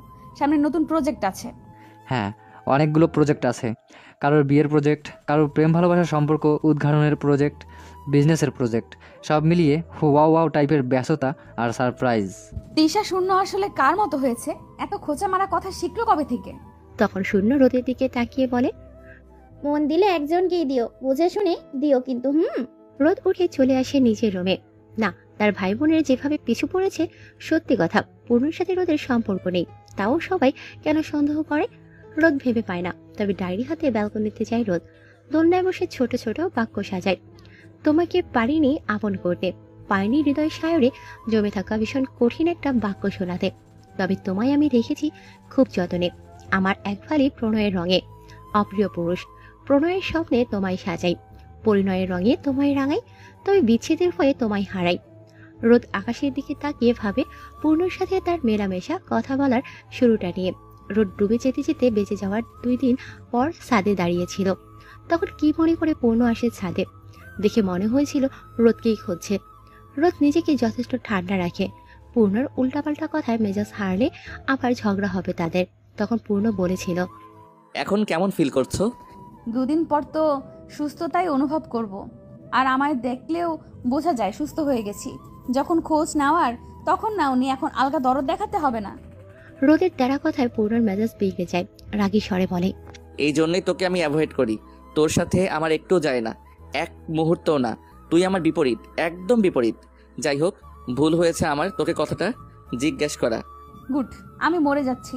হায় আল্লাহ, তাহিয়ান শিকদার পূর্ণ আমায় পাত্তা দিচ্ছে না। তার ইগোর আগুনে জ্বলে পুড়ে ছাই হয়ে যাচ্ছি। তার থেকে অ্যাটেনশন পাওয়ার আশায় নির্ঘুম রাত কাটাচ্ছি। প্লিজ কেউ অ্যাটেনশন এনে দাও। এই চুপ থাকবি। তোমার সাথে আসলেই আমার যায় না। পূর্ণ তেজ দেখিয়ে প্রস্থান করে সেদিন। রোদ বিরক্তি নিয়ে তার যাওয়া দেখছে। এরপরও বেশ কয়েকবার তাদের ঝগড়া হয়, তবে হুট করে পূর্ণ চেঞ্জ হয়ে যায়। রোদের তেরা কথায়ও সে সুন্দরভাবে উত্তর দিত। পূর্ণের ব্যবহার কেয়ার রোদ তার তেরামি করত না। গলে যায় পূর্ণের প্রতি, এখনো গলা অবস্থায় আছে। তবে রোদের ভীষণ ভয় হয়। সে নিজের সত্তাকে হারাতে চায় না, ছোট হতে চায় না কারো কাছে। নিজের অবস্থানের জায়গা ব্যতীত আর কিছুই নেই তার কাছে। তবে সেই অবস্থানের জায়গাটা কেড়ে নেওয়ার জন্য মানুষের অভাব নেই। সবাই ভালো, কিন্তু মানুষ জাতিকে বিশ্বাস করা বড্ড দায়। কে কখন আপন সেজে পেছন থেকে ছুরির আঘাত করে বলা যায় না। তাসিনা খানম রোদেলা রেপ হতে যাচ্ছে। তার প্রেমিক হিসাবে ব্যাপারটা তোমার জানার দরকার। মেয়র তাইয়ান শিকদার পূর্ণ, তুমি শুনবে, তোমার সামনে দিয়ে তাকে নিয়ে যাওয়া হবে। তুমি চেয়ে চেয়ে দেখবে, কিন্তু কিছুই করতে পারবে না। প্রেমিক হিসাবে এটা তোমার ব্যর্থতা। টেক্সটটা দেখে পূর্ণ ব্যাকে ক্লে করে। এসব কিছু সে বিশ্বাস করে না। কেউ তাকে দমানোর জন্য রোদকে ব্যবহার করছে, এটা পূর্ণর ধারণা। কিন্তু নতুন করে আবার কে যোগ হলো? পূর্ণর মাথা কাজ করে না। সাথে সাথে একটা নাম্বারে টেক্সট করে, তোমার কথা মতো তো সবই হচ্ছে, তাহলে আবার নতুন করে থ্রেড দেওয়ার কি আছে? অপর পাশ থেকে রিপ্লাই আসে, এখনো কিছুই হয়নি তাহিয়ান, তুমি কোনো কাজের না। প্রপার্টি আমি পেয়ে গেলে মনে করো তুমিও মুক্ত। তোমার কেরিয়ারের উপর আর কোনো জ্বর আসবে না। মন দিয়ে কাজ চালিয়ে যাও। তাসিনাকে নিয়ে নতুন করে আবার কোনো নাটক সাজানো হচ্ছে? পুরানটাই শেষ হলো না, আবার নতুন কি সাজাবো? পূর্ণ দেখে আর রিপ্লাই করে না। তাহলে নতুন কেউ আবার আসছে। পূর্ণর বেশ বিরক্ত লাগে। ঘড়ির কাঁটায় নজর দিতে দেখে রাত 3টা বাজে। ব্যালকনিতে গিয়ে একটা সিগারেট ধরালো। কয়েক টান দিয়ে অম্বরের দিকে নজর স্থির করলো। পাশের ব্যালকনিতে কারো অস্তিত্ব টের পেতে পাশ ফিরে তাকায় পূর্ণ। রোদ এখনো জেগে আছে, এক নজরে অম্বরের দিকে তাকিয়ে আছে। আজব, অম্বরে আজ শশীর দেখা নেই। অন্ধকারাচ্ছন্ন অম্বরের দিকে কেউ এভাবে তাকিয়ে থাকতে পারে? অবশ্য আজকের অন্ধকার অম্বরের মতোই মেয়েটার জীবনেও অন্ধকার নেমে আসতে বেশি দেরি নেই। পূর্ণ বেশ টের পাচ্ছে। ফোন হাতে রোদকে মেসেজ দেয়, চলো ছাদে যাই। রোদ মেসেজ পেয়ে পাশের ব্যালকনিতে তাকায়। পূর্ণর আবদারটা ফেলতে পারেনি। কেন জানি এই আবদার গ্রহণের তৃষ্ণায় খাকা করছিল মনটা। রোদ সম্মতি দিতেই দুজনে রুম থেকে বেরিয়ে পড়ে। ছাদ থেকে নেমে সিঁড়ি বেয়ে রুমে প্রবেশ করে তূর্ণ। তার পেছন দিয়ে পূর্ণ এবং রোদ একসাথে ছাদে যায়। দরজা লাগানোর সময় দুজনকে একসাথে দেখে তূর্ণ। আজকে রোদের হাত ধরে পূর্ণ ছাদে আসে। শুনশান নীরব নিশীথে শৌ শৌ করে বাতাস বইছে। বাতাসটা বেশ ঠান্ডা এবং হিমশীতল। পূর্ণ রোদের দিকে দৃষ্টি স্থির করে। তখন রোদ শুধায়, আমায় নিয়ে ছাদে আসলে যে? আসলে মনটা ভালো নেই রোদ, ভাবলাম ছাদে আসি। বেলকনিতে যেতে দেখলাম তুমি জেগে আছো, তাই ভাবলাম একা আসার চেয়ে সাথে কেউ আসুক, কথা বললে হয়তো ভালো লাগবে, এর বাইরে কিছু না। ও আচ্ছা রোদ, একটা কথা জিজ্ঞেস করি? করো। তুমি সবচেয়ে বেশি কি হারানোর ভয় পাও? রোদ জবাব দেয় না। রোদকে চুপ থাকতে দেখে পূর্ণ পুনরায় শুধায়, জানো না? জানি, তবে উত্তরটা আপাতত মানানসই না, তাই দিতে পারছি না। পূর্ণ কিছু আন্দাজ করে মুচকি হাসে। রোদ পূর্ণর উপস্থিতি খুঁটিয়ে খুঁটিয়ে পর্যবেক্ষণ করছে। অনেক কিছুই তার কাছে নাটকীয় লাগে, কিন্তু নিজেকে কিভাবে কন্ট্রোল করবে। কিছুক্ষণ কথাবার্তা বলে দুজনে পুনরায় ছাদ থেকে প্রস্থান করে। রোমে যাওয়ার পূর্বে পূর্ণ বলে, এখন আর রাত জেগো না, ঘুমিয়ে পড়ো, না হলে আবার অসুস্থ হয়ে পড়বে। আচ্ছা, তুমিও রাত জেগো না। মৃদুয়ালয় পূর্ণর মুখশ্রীতে দৃষ্টি রেখে কথাটা বলে রোদ। পূর্ণ মুচকি হেসে রুমে চলে যায়। রোদ নিজের রুমে এসে আর দেরি করেনি, চুপচাপ শুয়ে পড়ে। পরের দিন সকালে যথাসময়ে পূর্ণ উঠে যায়। আজকে অফিস যাবে সে, কিছু ইম্পর্টেন্ট কাজ আছে। পূর্ণ শরীফ শিকদারের সাথে সে রওনা হয়। শিশা তার এক্সামের প্রিপারেশন নিয়ে ব্যস্ত। তিশার বাইরে কিছু কাজ থাকায় গিয়েছে। রোদ আজকে উঠতে লেট করে ফেলেছে। বাড়িতে এখন শাইখা ইসলাম এবং শারমিন আঞ্জুম রোদ ব্যতীত কেউই নেই। তারা দুজা মিলে ভালো মেয়ের সন্ধান করছে। রোদ ফ্রেশ হয়ে লিভিং রুমে আসে। দুই মামিকে দেখে বলে, কি দেখছো তোমরা? আমারও একটু দেখাও না। তখনই শাইখা ইসলাম জবাব দেন, আসো তুমি সহ মিলে মেয়ে দেখি। তুমি বলো তরুণের জন্য কেমন মেয়ে হলে ভালো হয়? অবশ্যই চঞ্চল মেয়ে চাই ভাইয়ার জন্য, কারণ ভাইয়া অনেক চুপচাপ। ভাইয়াকে জ্বালানোর জন্য বকবক করা একটা মেয়েই চাই। কথাটা ভুল বলনি রোদ, চঞ্চল মেয়েরা বেশ মিশুক হয়, আমাদের সাথেও জমে যাবে ভালো। শারমিন আঞ্জুমের কথায় রোদ হাসে। তখন শাইখা ইসলাম বলেন, তোমার জানাশোনা কেউ আছে রোদ? আরে না, কেউ নেই। সন্ধ্যায় তূর্ণ, তিশা, সূর্ণ রোদ বসে কফি খাচ্ছে। তখন সূর্ণ বলে, তরুণ ভাইয়ের জন্য মেয়ে দেখা জরুরি, অনেকদিন হলো বিয়েতে নাচি না। মেয়ে দেখার কি দরকার, আমি আছি না। আমার বিয়ে করার অনেক শখ। মুখ ফসকে কথাটা বলে রোদ। সূর্ণ এসব শুনেও না শোনার ভান করে। এসবে আর সে মাথা ঘামাবে না বলে শপথ গ্রহণ করেছে। তখন তিশা রোদকে থাপ্পড় দিয়ে বলে, তোকে আমার ছোট ভাইয়ের বউ বানাবো, বড় ভাইয়ের জন্য অন্য কাউকে আনবো। না, আমি তোর মতোই ওদের বউদের ননদিনী হব, এর বাইরে কিছু না। তূর্ণ ওদের সবার কথাবার্তা শুনছে, তবে কোনো রিয়াকশন দিচ্ছে না। সূর্ণ এসব না শোনার মতো করে বসে কফিতে চুমুক দিচ্ছে। তখন তূর্ণ শুধায়, তিশার সাথে আমি একমত, রোদকে আমার ভাইয়ের বউ বানাবে। সূর্ণ তূর্ণর দিকে তাকাই। তূর্ণ চোখ দিয়ে ইশারা করে কিছু না বলতে। ওদের এই দুষ্টুমির মাঝে ব্যাঘাত ঘটে শরীফ শিকদারের আগমনে। তিনি তাদের কথোপকথনের মানেটা আন্দাজ করতে পারেন। রোদের দিকে তাকিয়ে বলেন, রোদ মাকে অদূরে পাঠাবো না, শিকদার বাড়িতেই রেখে দেবো। আমার ভাইয়ের ভীষণ আদরের ছিল রোদ। শরীফ শিকদারের কথায় সবাই চুপ হয়ে যায়। রোদের মনে হলো কাটা খায়ে লবণের ছিটা দিল শরীফ শিকদার। সেখানে তখন আবার পূর্ণ উপস্থিত হয়। শরীফ শিকদারের কথাটা তার কাঁধে আসে। রোদের দিকে নজর দিতে দেখে তার মুখ অন্ধকারে ঢেকে গেছে। পূর্ণ রাগ হয় বেশ, তবে রাগটা যার উপরই হয়েছে প্রকাশ করে না সে। তিশার রুমে প্রবেশ করে রোদ। এসেই তিশার সামনের চেয়ারটায় বসে পড়ে রোদ। মলিন কণ্ঠে বলে, আচ্ছা তিশা, তুমি কি পূর্ণ ভাইয়ের মতো করে আমায় ঘৃণা করো? অপবাদ দাও, খুনি বলো? রোদের এমন কথায় তিশা অপ্রস্তুত হয়ে পড়ে। রোদের গালে হাত রেখে বলে, তুমিও না রোদ, পুরনো কথা কেন টানছো? তোমার কি দোষ বলো? বাবার জায়গায় হয়তো তুমি মরতে, এটাই তো তফাৎ। ওপরওয়ালা তোমার হায়াত রেখেছে, তাই আছো। আর এটা একটা অ্যাক্সিডেন্ট রোদ, এত সিরিয়াস হবার কিছুই নাই। কিন্তু আমি পূর্ণ ভাইয়ের চোখে আমার জন্য এক আকাশ সমান ঘৃণা দেখতে পাই। তাহলে এই ঘৃণার আকাশে এক ফালি প্রণয় নিয়ে আসো না। এটা ছেলে খেলা নয় তিশা। আমি এক ফালি প্রণয় নিয়ে আসব, কিন্তু হিতে বিপরীত হবে। হয়তো এই এক ফালি প্রণয়ের তৃষ্ণায় আমি আজীবন ধুকে মরবো। জানো তিশা, আমি আমার আমিটাকে ভীষণ ভালোবাসি। শান্ত জলের মতো আমি মনে রাখি। আমার নিজের জায়গাটুকু ছাড়া আমার আর কিছুই নেই, কেউ নেই। তোমার কথার অর্থের গভীরতা ভীষণ রোদ। অনেক ভাবলেই হয়তো এর মানে বোঝা যাবে। মেয়ে, তুমি এত ঘুরিয়ে পেঁচিয়ে কথা বলো কেন? এর অর্থ আর গভীরতার মানে বুঝতে হলে আমার মাথা খাটাতে হবে। তবে তাই করো, আমি আসি। রোদ প্রস্থান করে। রোদ যেতেই তিশা দীর্ঘশ্বাস ছাড়ে। রোদ যা বলেছে তা হয়তো ঠিক, তবে তিশা রোদের জন্য অন্য কারো চোখে এক আকাশসম ভালোবাসা দেখতে পায়। কিন্তু সে তো তার প্রকাশে ব্যর্থ। হয়তো গোপন জিনিসটা ভয়ঙ্কর সুন্দর, তাই তো না পাওয়ার গল্পগুলো আড়ালে রেখে হাসি মুখে অন্য কারোর সাথে গোটা জীবন পার করে দেওয়া যায়। সময়ের সাথে সূর্য পূর্ব দিগন্তে হেলান দিয়েছে। পৃথিবীর সেই আলোয় আলোকিত হয়ে একটি দিনের সূচনা করেছে। গাছে পাখি ডাকছে, সকালে স্নিগ্ধ বাতাস বইছে। নিমিষেই এই নগরীতে ব্যস্ততা বেড়ে গিয়ে ব্যস্ত নগরীতে রূপ নেবে। আজকে সব ব্যস্ততাকে ছুটি দিয়েছে রোদ। তার দুই মামির সাথে মেয়ে দেখতে যাবে। তার ছোট মামু একটা মেয়ের সন্ধান দিয়েছে, তাকে দেখতে যাবে তারা। রোদের ইচ্ছে নেই, কিন্তু তার দুই মামির জন্য না করতে পারেনি। দুজনেই রোদকে চেপে ধরেছে। শরীফ শিকদার তূর্ণ সহ তারা নাস্তা করতে বসেছে। তূর্ণ শুনেছে আজকে তার জন্য মেয়ে দেখতে যাওয়া হবে। ব্যাপারটা খুব তাড়াতাড়ি হবে ভাবতে পারেনি তূর্ণ। তবে নতুন কেউ তার জীবনে আসবে এই ধারণাটা জ্ঞাপন করেছে মনে মস্তিষ্কে। চুপি সরে নাস্তা সেরে গাড়িতে গিয়ে বসে তূর্ণ।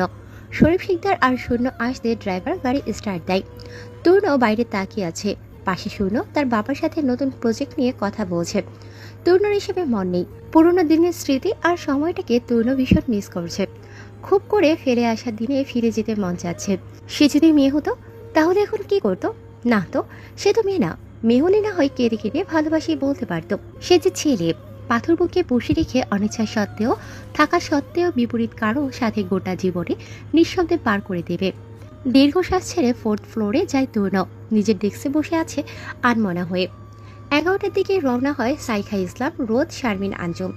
বাড়িতে প্রবেশ করে মেয়ের মায়ের সাথে কুশলাদি বিনিময়ের মাধ্যমে সোফায় বসেন তারা। কিছুক্ষণ পর মেয়েকে আনা হয়। শারমিন, আঞ্জুম সিমথিকে পাশে বসান। এটা ওটা জিজ্ঞেস করে। রোদ সিমথির দিকে পলকহীনভাবে তাকায়। মেয়েটা মাশাআল্লাহ। রোদ ভাবছে তরুণের সাথে বেশ মানাবে। তার মামিদেরও হয়তো পছন্দ হবে। টুকটাক কথা বলার মাধ্যমে বিদায় দিয়ে গাড়িতে বসে তারা তিনজন। তখন সাইখা ইসলাম বলেন, সিনথিকে বেশ লাগে। তোমার কেমন লাগে রোদ? আমারও ভালো লেগেছে, কিন্তু আমাদের ভালো লাগা না লাগাই কিছু না। তূর্ণ ভাইয়ের পছন্দ হলেই সব ঠিক হবে। তূর্ণর কেমন মেয়ে পছন্দ? শারমিন আঞ্জুমের কথায় রোদ শোধায়। আজকে ভাইয়াকে জিজ্ঞেস করব। ঠিক আছে, তবে আমি ছোট ভাইয়ের সাথে কথা বলবো। আমাদের সবার মতামত থাকলে তূর্ণ মানা করবে না আশা করি। রোদ আর কিছু বলে না। সাইখা ইসলাম এবং শারমিন আঞ্জুম কিছুক্ষণ কথাবার্তা বলেন বাড়ি ফেরার রাস্তাতেই। আরে ভাই, চোখে কি সমস্যা? এত বড়লোক ভাইফ নিয়ে গাড়ি চালান তো রাস্তাটাও কিনে ফেলুন না। তাহলে মানুষ গাড়ি চাপা দিয়ে মেরে ফেললে জেলে যেতে হবে না। বলতে পারবেন আমার রাস্তা দিয়ে আমি গাড়ি চালিয়েছি, কাউকে বলিনি আমার রাস্তা দিয়ে হাঁটতে। কিসব মানুষরে ভাবা।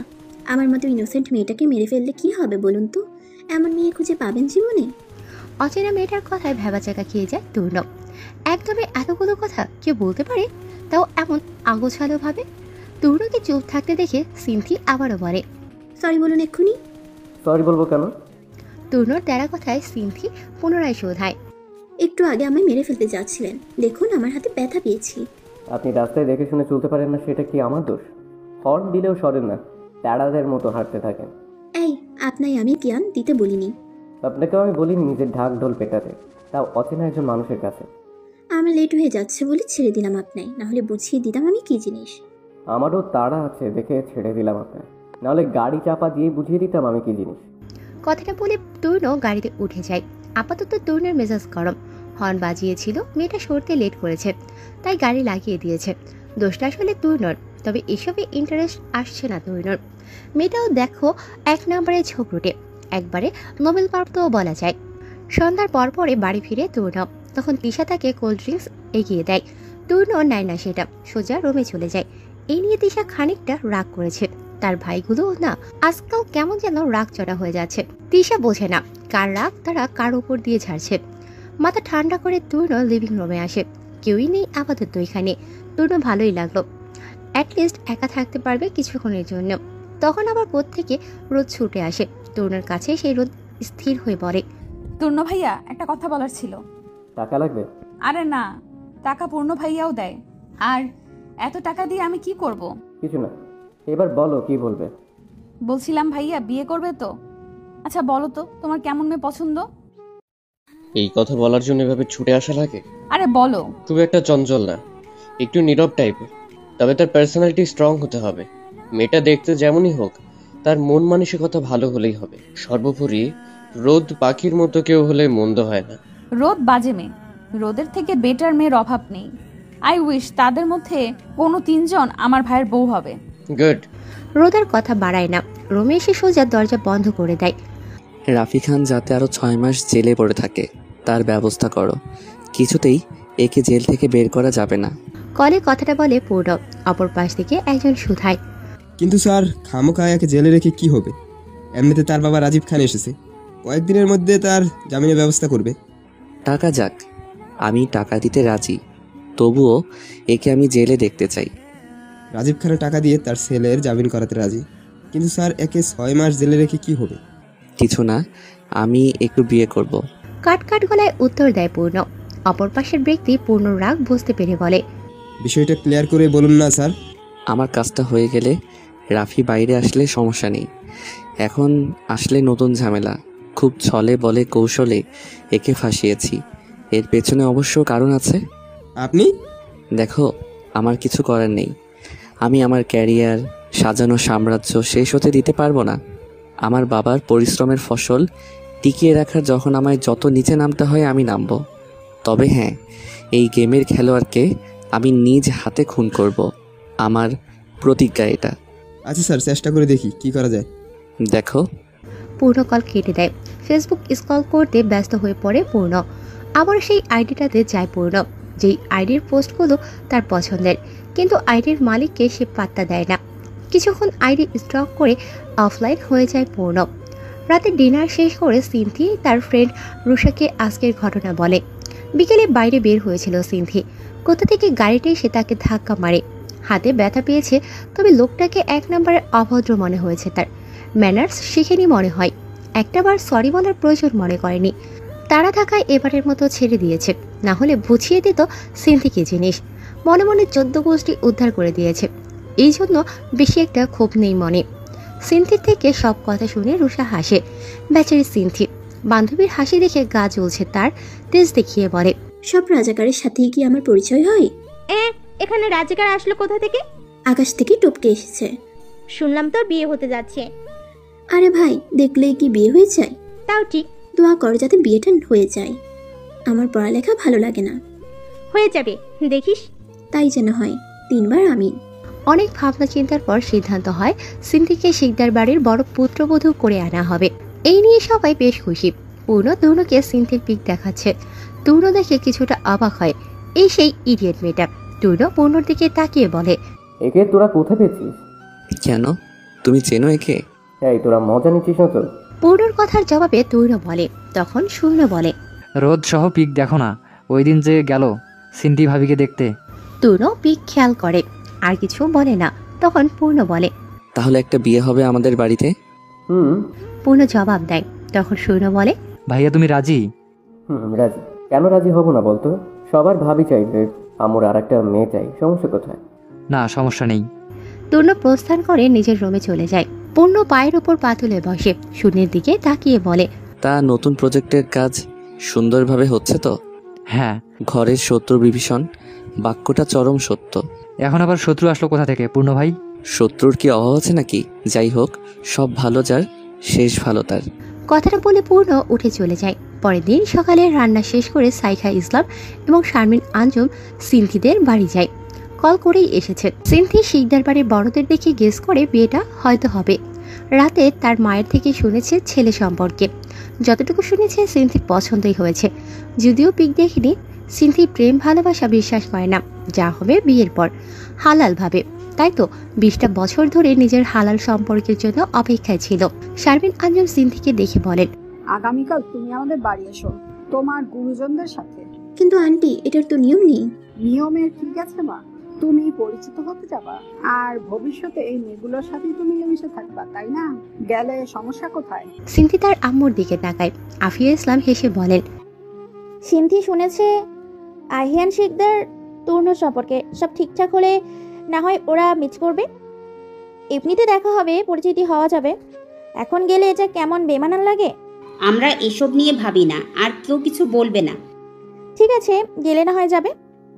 সেখানে কথাবার্তা বলে শারমিন আঞ্জুম তার বালাজোড়া সিনথিকে পরিয়ে দেন। সিনথি বালাজোড়ার দিকে তাকায়, সম্ভবত গোল্ডের সাথে অন্য কোনো দামি পাথরের সংমিশ্রণ করা। তবে বালাজোড়া সিনথির বেশ পছন্দ হয়। হালকা মুখরোচক খাবার খেয়ে তারা দুজন বিদায় নেয় সিনথিদের বাড়ি থেকে। আগামীকালকে যেহেতু মেয়ে পক্ষরা আসবে, তাই একটু ব্যস্ততা।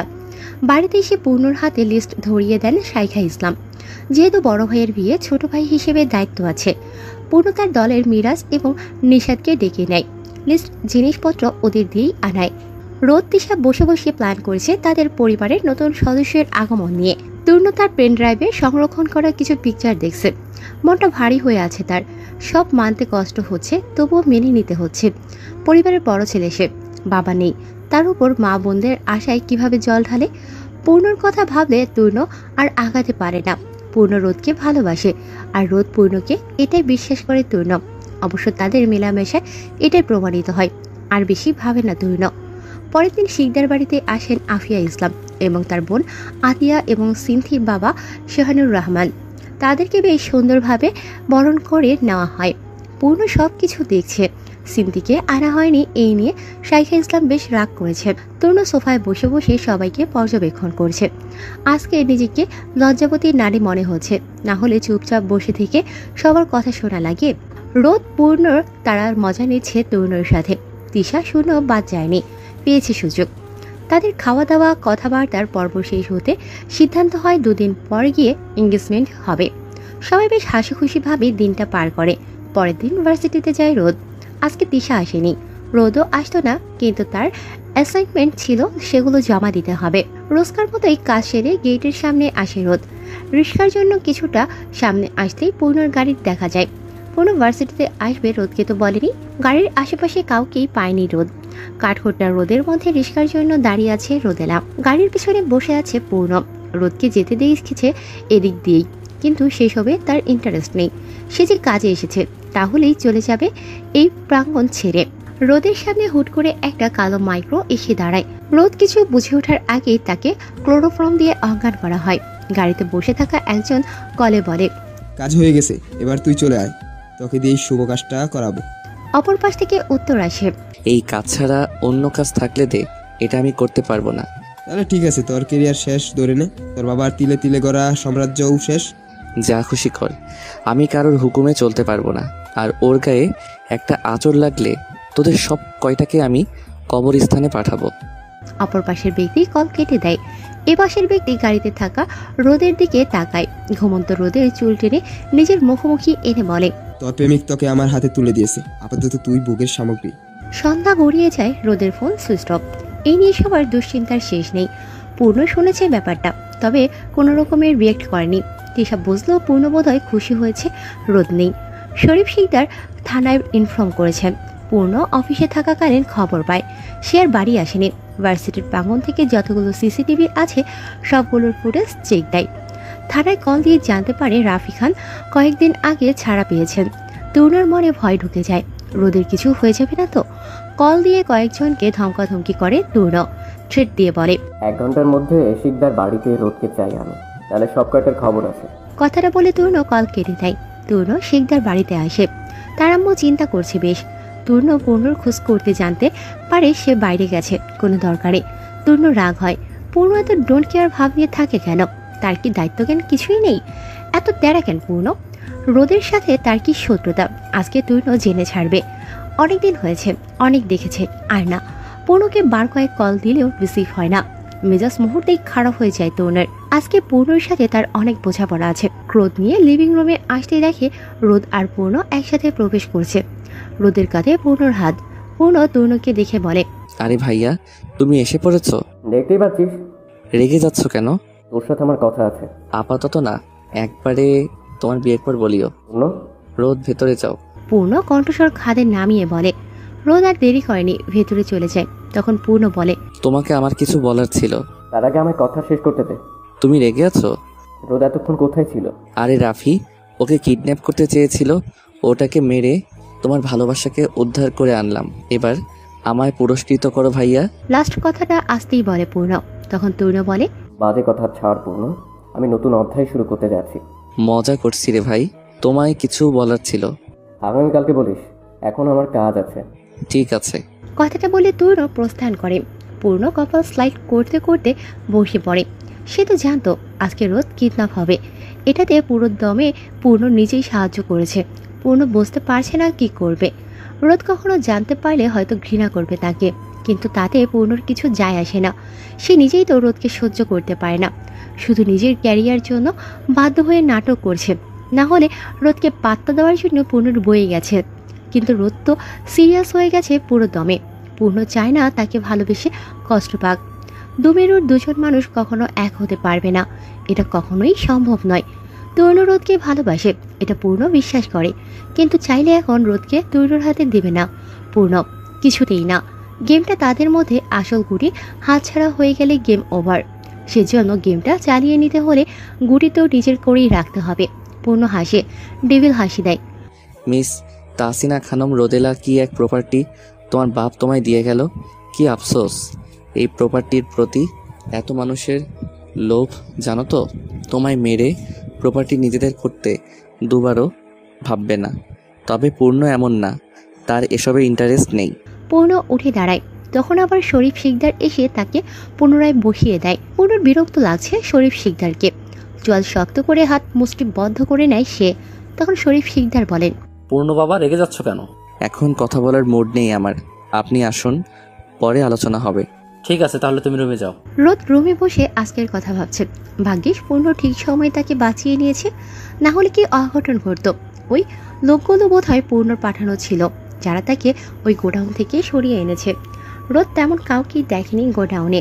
সে যে কিডন্যাপ হয়েছে তাকেও থ্রেট দিল, না কেউ কোনো ক্ষতি করার জন্য আসলো, কিন্তু এটা করে লাভ কি হলো? যাই হোক, পূর্ণ ভাইয়া আসলেই এক কাঠি উপরে, সব দিক খেয়াল রাখে। রোদের ব্যাপারগুলো ভালোই লাগে। ফ্রেশ হয়ে তার বড় মামির রুমে যায় রোদ। রোদকে দেখে শারমিন আঞ্জম অ্যালবামটা সরিয়ে রাখে। রোদ গিয়ে সেটা আবার হাতে নেয়। অ্যালবামে রোদের বড় মামু অর্থাৎ পূর্ণের বাবার সাথে রোদের একটা ছবি। রোদ তাতে হাত বোলায়।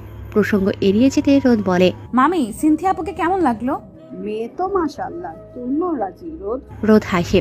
তুর্ণ রাজি এটা ভাবতে পারেনি রোদ। শারমিন আঞ্জমের সাথে কিছুক্ষণ কথা বলে রোদ রুম থেকে বেরিয়ে করিডোরে আসতে অপোজিটের রুম থেকে কেউ রোদের হাত টেনে দিয়ে রুমে ঢুকিয়ে নেয়। আচমকা হওয়ায় রোদ ভয় পেয়ে যায়। পরক্ষণে পূর্ণকে দেখে বলে, এগুলো কেমন কাজ? আরে রোদ রেগে যাচ্ছে, তোমায় এনেছি আমায় একটু হেল্প করার জন্য। কি হেল্প? ভ্রু কুঁচকে বলে রোদ।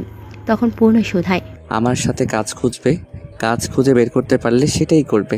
শয়তান সব মনে হয় তোমার সাথে। আচ্ছা রোদেলা, তুমি আমায় স্বপ্নে দেখো? আসলে আমি দোয়া পরে ঘুমাই তো, তাই কোনো শয়তানকে স্বপ্নে দেখি না। আমাকে এভাবে বললে? আমার বইয়েই গেছে তোমার স্বপ্নে দেখতে। এভাবে বলো কেন? আমায় একটু সম্মান করো, আমি তোমার বড় ভাই রোদেলা। যারা সম্মান খুঁজে নেয় তাদের আমি সম্মান দেই না। আচ্ছা যাও আমার রুম থেকে। রোদ মুখ বাঁকিয়ে প্রস্থান করে। পূর্ণর মত সে বোঝে না। রাতে সবাই মিলে ডিনার করতে বসে। রোদ কোথায় গেছে এই প্রশ্নটা সবাই করে। পূর্ণর দিকে তাকায় রোদ। পূর্ণ চোখের ইশারা দিতে রোদ বলে, আসলে কাজ একটু বেশি ছিল তাই। আর পূর্ণ ভাইয়ার সাথে একটু লেকের কাছে গিয়েছিলাম। এখানে দেখি আই কন্ট্যাক্ট হচ্ছে। মাঝখানে বা হাত ঢোকায় শূন্য। তখন আবার রোদ চিৎকার করে ওঠে। সবাই হাঁ হয়ে তাকিয়ে আছে। পূর্ণ নিজের পা সরিয়ে নেয়। সে শূন্যকে লাথি দিতে গিয়েছিল বেশি কথা বলার জন্য। কে জানতো সেটা রোদের পায়ে লাগবে। পুরো কোনো রকম খেয়ে সবার আগে জ্যার ছেড়ে দেয়। শূন্য আস্তে থেকে খাচ্ছে। তার মনে হলো এখানে খাবার টেবিলে বসেও রোদ পূর্ণ প্রেম করছে। সে পুরোদমে এবার শিওর ওদের মাঝে কিছু একটা আছে। শূন্য নিজেকে নিয়ে প্রাউড ফিল হচ্ছে। ফাইনালি সে সাকসেস তার ভাবনায়। পরের দিন সকালে সূর্য উদয়ের সাথে সাথে ঘুম ভাঙিয়ে পূর্ণর। উঠে ফ্রেশ হয়ে রেডি হয়ে নেয় সে। আজকে পার্টি অফিসে কাজ আছে তার। তরুণ আজকে অফিস যাবে না। আজকের সময়টা বাড়িতে কাটাবে। কাজের প্রেশার বেশি পড়ায় এখন একটু রেস্ট নেয়। বাকিটা পূর্ণ দেখে নেবে। সকালের নাস্তাটা সেরে তরুণ নিজের রুমের সোফায় বসে ফোন স্ক্রল করার জন্য ফোনটা হাতে নেয়। ওয়ালপেপারের দিকে তাকিয়ে দীর্ঘশ্বাস ছাড়ে। কখন আবার শূন্য রুমে আসে। তরুণ টের পায়নি শূন্যর উপস্থিতি। শূন্য গলা খাঁকড়ি দিতে তরুণ চমকে তাকায়। কিছু বলবি? ফাইলটা তোমার কাছে? তরুণ টেবিলের ওপর থেকে ফাইলটা শূন্যকে দেয়। শূন্য সেটা হাতে প্রস্থান করে। শেষ বিকেলের দিকে কাজ সেরে পূর্ণ বাড়ি ফিরে একরাশ ক্লান্তি নিয়ে পানির বোতল হাতে সোফায় বসে। তখন তরুণ আসে সেখানে। পূর্ণ তারা দেখিয়ে বলে, কথা আছে তোমার সাথে। আগে ফ্রেশ হয়ে নে। ঠিক আছে। সিনথি তরুণের ছবি দেখে কিছুক্ষণ চুপ করে বসে রয়। আফিয়া ইসলাম মেয়ের দিকে তাকায়। এমন চুপচাপ দেখে সিনথিকে ধাক্কা দিয়ে বলে, কি হয়েছে সিনথি? বিয়েতে তুমি রাজি না? এই ম্যানারলেস লোককে কোথা থেকে তুলে এনেছো তোমরা? তুলে আনবো কেন? এই লোককে আমার বাড়ির ঠিকানা কে দিয়েছে? কি সব উল্টাপাল্টা বলছো তুমি? আরে আম্মু, এই লোকটা আস্ত বজ্জাত। সিনথি, এসব আর কাউকে বলো না। সিকদার পরিবারের সামনে তো ভুলেও না। তাদের আদরের বড় দুলালের নামে এসব শুনলে বিয়ে ভেঙে দিবে। তাতে কি ছেলের অভাব পড়েছে নাকি? ছেলের অভাব পড়েনি, তবে ভালো ছেলের অভাব পড়েছে। একে কোন দিক দিয়ে তোমার ভালো মনে হয় আম্মু?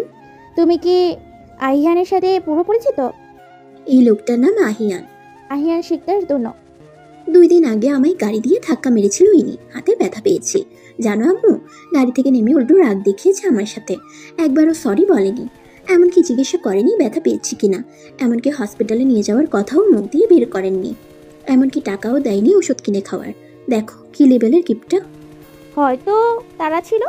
ভদ্রতার অভাব বটে। রাতে ডিনার করে পূর্ণকে নিয়ে তূর্ণ ছাদের দিকে রওনা হয়। ততক্ষণে পূর্ণ একটা সিগারেট ধরায়। ধোঁয়া শূন্যে উড়িয়ে দিতে দিতে পূর্ণ শোধায়, আসলে ওই দিন রোদকে আমি মারতে চেয়েছিলাম, নদীতে চুবিয়ে। ছেলেটা আমারই পাঠানো লোক ছিল, কিন্তু সেদিন তুমি বাঁচিয়ে নিয়েছো ওকে। আমি সব জানি ভাইয়া, এমনকি গতকালকের লোকগুলো তোমার পাঠানো, যারা রোদকে রাফির গোডাউন থেকে উদ্ধার করে এনেছে। কিন্তু রোদ জানে ওকে আমি বাঁচিয়েছি গতকাল। থেমে আসলে ভাইয়া, আমি বড্ড স্বার্থপর। রোদকে পারলে বলিও আমার থেকে দূরে থাকতে। আমার ভালো মানুষের পরে আমার কুৎসিত বিকৃত কাজগুলোর কথা জানতে পারলে সইতে পারবে না। আমি জানি তুমি হয়তো ভাবছো রোদ আর আমার মাঝে কিছু আছে। এটা সম্পূর্ণ ভুল ধারণা। আমাদের মাঝে কিছু নেই, তবে হওয়াটা অস্বাভাবিক কিছু না। পূর্ণ এসব করে কি লাভ বলতো? এটার পেছনেও আরেকটা কারণ আছে ভাইয়া। কথাটা বলে পূর্ণ জ্বলতে জ্বলতে শেষ হয়ে যাওয়া সিগারেটটা নিচে ফেলে পা দিয়ে পিষে দেয়। আকাশের দিকে তাকিয়ে ধোঁয়া ছেড়ে পুনরায় বলে, তাড়াতাড়ি বিয়েটা করো ভাইয়া, আমার সিরিয়াল কিন্তু তোমার পরে। সে তো জানি, তা পছন্দের কেউ আছে নাকি? প্রসঙ্গ পাল্টে নেয় দুজনে। তখন পূর্ণ মুচকি হেসে শোধায়, সময় হলে বলবো। তার মানে কেউ আছে? সে থাকতেও পারে, কত মেয়েরা যে লাইন মারে, দুই একজন থাকতেই পারে। তূর্ণ ভ্রুকুচকে তাকায় পূর্ণর দিকে। দুজনের কথার মাঝে কোথা থেকে দিশা আসে রোদকে নিয়ে। অনেকটা শব্দ করেই আসে, যেটায় তূর্ণ পূর্ণ বুঝে তাদের বোন আসে। দিশা পূর্ণর দিকে তাকিয়ে বলে, ভাইয়া তোমার কল বাজছে। কই? ফোন তো তোমার রুমে। তা আসার সময় নিয়ে আসলে কি হতো? পারবো না, নিজের কাজ নিজে করা ভালো। দিশার তেরা কথায় তূর্ণ হাসে। রোদ ওদের কাণ্ড দেখছে দাঁড়িয়ে দাঁড়িয়ে। তূর্ণ রোদের দিকে তাকিয়ে দৃষ্টি সরিয়ে নেয়। পূর্ণ সেখান থেকে প্রস্থান করতে দিশা রোদও চলে আসে। তূর্ণ একাই ছাদে রয়ে যায়। তারা তিনজন যেতে তূর্ণ নিজেও সিগারেট ধরায়। ক্লান্ত মস্তিষ্ক সিগারেট টান দিতেই যেন অনেকটা হালকা হয়ে যায়। মেয়ে মানুষ বড়ই অদ্ভুত। কেটে যায় দুদিন। আজকে শুক্রবার। সিন্থিদের বাসায় যাবে শিকদার পরিবার। বিয়েটা খুব শীঘ্রই হতে চলেছে। তূর্ণ আজকে সরাসরি তার হবু বউকে দেখবে। অবশ্য এর আগেও দেখেছে, তাও সে কি ঝগড়ুটে মেয়ে। মনে পড়লে তূর্ণ ভাবে, তার বাকি জীবনটা কি হবে কে জানে। শিকদার বাড়ির সবাই জোহরের নামাজ আদায় করে রওনা হয় সিন্থিদের বাসার উদ্দেশ্যে। শিকদার পরিবারকে সুন্দরভাবে বরণ করে নেওয়া হলো। লাঞ্চ করে সবাই মিলে বসে। রোদ দিশা মিলে সিন্থিকে নিয়ে আসে। যেহেতু এখন সিন্থির কাজিন বা রিলেটিভ তেমন কেউই নেই, তূর্ণর পাশে বসানো হয় সিন্থিকে। রোদ তাদের পিকচার তুলছে। দুজনকে বেশ মানিয়েছে। সিন্থি আশেপাশে তাকিয়ে তূর্ণর দিকে এক নজর তাকিয়ে মুখটা গোমরা করে নেয়। তূর্ণর ব্যাপারটা নজরে আসলেও পাত্তা দেয় না। সে ফুল ভাব নিয়ে বসে আছে। সিন্থি বসে বসে তূর্ণর গোষ্ঠী উদ্ধার করছে। সেদিন ভালো করে উদ্ধার করতে পারেনি। দুজন দুজনের দিকে এভাবে তাকাচ্ছে যেন কত বছরের শত্রুতা আছে। পূর্ণ বসে বসে তার ভাই আর হবু ভাবিকে দেখছে। একটু পর তূর্ণ এবং সিন্থি দুজনের হাতে রিংয়ের বক্স দেওয়া হয়। তূর্ণ হাত এগিয়ে দিলে সিন্থি উঠে দাঁড়ায়। উনি আমাকে সরি না বললে এই এঙ্গেজমেন্ট পানির নিচে হবে। কিসের জন্য সরি বলবো? তূর্ণ নিজেও উঠে দাঁড়ায়। বাকিরা তাকিয়ে আছে। তখন সিন্থি বলে, সেদিন তো তেজ দেখিয়ে চলে গেলেন। তা যদি আপনার জন্য আমি মারা যেতাম, তাহলে এঙ্গেজমেন্ট কি আমার ভূতের সাথে করতেন? সেদিনের কাজের জন্য সরি বলেন? ইম্পসিবল। আপনি দেখে শুনে চলতে পারেন না রাস্তায়? আপনি দেখে শুনে গাড়ি চালাতে পারেন না রাস্তায়? রাস্তাটা কি আপনার নাকি যে আমায় আপনার হুকুম মানতে হবে? আমার গাড়ি আমার ইচ্ছে। রাস্তাটা আপনারও না, তাই আমি কিভাবে হাঁটবো না হাঁটবো আমার ইচ্ছে। এরই মাঝে সিন্থির বাবা ধমকে সিন্থিকে বলেন, আরে ভাইয়া সরি বলে দাও, তাহলে বিয়ের পর কত ধানে কত চাল বুঝবা। মাঝখান দিয়ে পূর্ণ কথাটা বলে। তখন শাইখা ইসলাম বলেন, আসল ঘটনাটা কেউ বলো, তাহলে একটা সমাধান করব। যে ভুল করেছে সে সরি বলবে, দেন এঙ্গেজমেন্ট হবে। ওই দিন বিকেলে আমি বাইরে গিয়েছিলাম একটা দরকারে। রাস্তা দিয়েই হেঁটে আসছিলাম। আমি সাইডে ছিলাম। কোথা থেকে উনি এসে ওনার গাড়ি দিয়ে আমায় ধাক্কা মেরে ফেলে দেয়। আমি হাতে ব্যথা পেয়েছিলাম। উনি একবারও সরি বলেনি, উল্টো তেজ দেখিয়ে চলে গেছে। ঘটনা কি সত্যি? শারমিন আঞ্জুমের কথায় তূর্ণ আমতা আমতা করে বলে, আমি সরি বলতাম, কিন্তু উনি আমার ডিটারজেন্ট ছাড়া ধুয়ে মুছে দিয়েছে। তাহলে থাক, তা তোমরাই সাবধান করো বিয়ের পর। এখন শুভ কাজটা সেরে নাও। দুজনে পুনরায় বসে। সিন্থি হাত এগিয়ে দিতেই তূর্ণ রিং পরায়। তূর্ণ হাত এগিয়ে দিতে সিন্থি রিং পরায়। এরপর দুজনের মুখটাকে থমথমে করে বসেছিল, যেন জোর করে তাদের বিয়ে দিয়েছে বাবা মা। তূর্ণ উঠে পূর্ণর পাশে গিয়ে বসে। রোজ সিন্থির পাশে বসে। তারা গল্প গুজব করছে। তখন শূন্য এসে দুই ভাইয়ের পাশে বসে। সিন্থি আর রোদকে দেখিয়ে বলে, তোমাদের মাইন্ড তো তোমাদের লাইফ সাইন করছে, আমাকেও একটা মাইন্ড খুঁজে দাও না। বলছিলাম সিন্থি ভাবির বোন থাকলে যদি। তোকে আমরা অন্য জেলায় বিয়ে করাবো। পূর্ণর কথায় শূন্য বলে, অন্য জেলায়? কোন জেলায়? চাঁদপুর জেলায়। এক কাজ কর, চাঁদপুরের মেয়ে খোঁজ। অন্য জেলার কথা বলো, চাঁদপুর ছাড়া। শূন্যর কথায় পূর্ণ তার পিঠ চাপড় মেরে বলে, কেন ভাই, চাঁদপুরের চাঁদকন্যা কেউ কি তোমায় ধোকা দিল? আসলে প্রেম করে বিয়ে করার শখ হলে অন্য জেলায় খুঁজো। চাঁদপুরের মেয়েদের বিশ্বাস করা দায়। ওরা বেশি পূর্তিবাজ হয়, চুম্বকের মতো আকর্ষণ করে, ঠাস করে ছেড়ে দিবে। কি জানি, হয়তো। তাদের কথাবার্তা শেষ হতে ডেট ফিক্সড করা হয়। সোম মঙ্গল হলুদ আর মেহেদি নাইট, বুধবার তাদের বিয়ে। সবকিছু ঠিকঠাক করে শিকদার পরিবারের লোকেরা বিদায় নেয়। পূর্ণ, রোদ, তিশা, সৈন্য তারা পূর্ণর কারে করে রওনা হয়। গাড়িতে বসে চারজন তরুণ সিন্থির ঝগড়া কথা বলছে। তিশা তখন বলে, আমার চুপচাপ থাকা তরুণ ভাই, কবে যে এত ঝগড়ুটে হলো। সব ছেলেরাই ঝগড়ার পরে শুধু একটু নাড়াচাড়া দিয়ে দেখো। রোদের কথায় পূর্ণ জবাব দেয়, সে মেয়েদের থেকে শিখেই ছেলেরা ঝগড়ুটে হয়। তা তুমি বুঝি রোদের থেকে শিখে ঝগড়াটে হয়েছ? মাঝখান দিয়ে শূন্য কথাটা বলে। তখন পূর্ণ শোধায়, আমার বিয়ের পাত্রীটা শূন্যই দেখিস, তোর পছন্দেই বিয়েটা করব। শো অফ করো না। বাড়ি গেলে যদি হাত একটা ভাঙা থাকে, সেটার দায়ভার আমি নিতে পারবো না। তোর সন্দেহ আর জীবনেও গেল না। আমি এমনই, যতদিন পর্যন্ত স্বীকার না করবে ততদিন এভাবেই বলবো। তাহলে মুড়ি খাও তুমি। তখন প্রসঙ্গ পাল্টাতে রোদ বলে, ভাবছি চিন্তি ভাবি যা বিয়ের পর সরি বলার হিসাব চুকাতে গিয়ে না জানি তূর্ণ ভাইয়ের ভবিষ্যৎ অন্ধকার করে দেয়। আরে কিছু করবে না, 2-1 দিন মিষ্টি মিষ্টি কথা বললে গলে যাবে। নারীরা নরম মনের হয়। বেশ এক্সপিরিয়েন্স আছে দেখি পূর্ণ ভাইয়ার, তার রোদকে বুঝি এইভাবেই ইমপ্রেস করেছো। পূর্ণ এবার গাড়ি ব্রেক কষে না। তার ভাই বোনেরা এভাবে ধরেছে, এক কথা বারবার ভাল লাগে না পূর্ণর। তাই রাগের বসে লজ্জা শরম ত্যাগ করে পূর্ণ বলে, will you love me rod, like that love the moon in dark sky? Will you love me rod? উত্তরের অপেক্ষা না করে পুনরায় গাড়ি স্টার্ট দেয় পূর্ণ। রোদ কিছু বলেনি। পূর্ণকে সে বিশ্বাস করতে পারছে না, এক চুল পরিমাণও না। রোদ নিজের আবেগ লুকাতে চায়, পূর্ণ তার আবেগটাকেই বের করে এনে কাজে লাগাতে চায়। রোদ ভালোবাসতে চায়, কিন্তু দুঃখ পেতে চায় না। আজব, ভালোবাসলে তো দুঃখ পেতেই হয়। ভালোবাসা এবং দুঃখ দুটো এক সুতে গাঁথা। কিছু ক্ষেত্রে একটাতে ছাড় আরেকটা যেন অস্তিত্ববিলীন। রোদ চুপচাপ জানালা দিয়ে বাইরে তাকিয়ে আছে। পূর্ণর ভাবনা মস্তিষ্কে জমে আছে। আচ্ছা, পূর্ণ কি ভালোবাসাই যায়? হয়তো এইবারের বউ করেই তো তাকে রাখা হবে। তাহলে সমস্যা কোথায়? এই ভাঙা জীবনে কেউ শক্ত করে হাত ধরতে চেয়েছে, তাকে ফিরিয়ে দেওয়াটা কি ভুল হবে? কিন্তু বিশ্বাস তো আসছে না। মন বলছে ভালোবাসো, অথচ মস্তিষ্ক সায় দিচ্ছে না। সবাই চুপচাপ। গাড়িতে কেউ আর কোনো কথাই বলেনি। শিকদার বাড়িতে আসতে সবাই গাড়ি থেকে নেমে একে একে ভিতরে যায়। পূর্ণ রোদের জন্য দাঁড়িয়ে অপেক্ষা করছে। রোদ সবার শেষে গাড়ি থেকে নামতেই পূর্ণ হাসে, হেসে বলে, আচ্ছা রোদ, আমি কি খুব বেশি স্বার্থপর? হয়তো। ঠিক আছে, একবারই ঠিক ধরেছো তুমি রোদ। এনিওয়ে, পেছনে যা হয়েছে ভুলে যাও। কথাটা বলে পূর্ণ ভেতরে চলে যায়। রোদ সেখানে ঠায় দাঁড়িয়ে রয়। পেছনে সব ভুলে যেতে মানে? পূর্ণর করা বাজে ব্যবহার ভোলার কথা বলছে। রোদ দাঁড়িয়ে থাকতে থাকতে তূর্ণর গাড়ি আসে। রোদকে দেখেও না দেখার ভান করে তূর্ণ পাশ কাটিয়ে চলে যেতে নেবে। তখন রোদ হোঁচট খায়। পড়ে যেতে নেবে তূর্ণ হাত ধরে নেয়। রোদ সোজা হয়ে দাঁড়িয়ে তূর্ণ রোদের চোখে চোখ স্থির করে শোধায়, আর ইউ ওকে? হ্যাঁ। তূর্ণ ভেতরে যেতে রোদ নিজের পায়ের দিকে তাকায়। হিল পড়েছে, সাথে লং গাউনে পা পড়েছে, তাই পড়ে যেতে নিয়েছিল। ভাগ্যিস তৈরি ধরেছে, না হয় পাও তো ভাঙতো, জামাটাও ছেড়ত। সবাই ফ্রেশ হয়ে সন্ধ্যায় বসেছে বিয়ের প্ল্যানিং নিয়ে। তিশা রোদ মিলে শপিং প্ল্যানিং করছে। তূর্ণ বসে বসে সবাইকে দেখছে। আগামীকালকে তারা সবাই শপিং করতে যাবে। তূর্ণ অফিস থেকে ছুটি নিয়েছে 1 সপ্তাহের।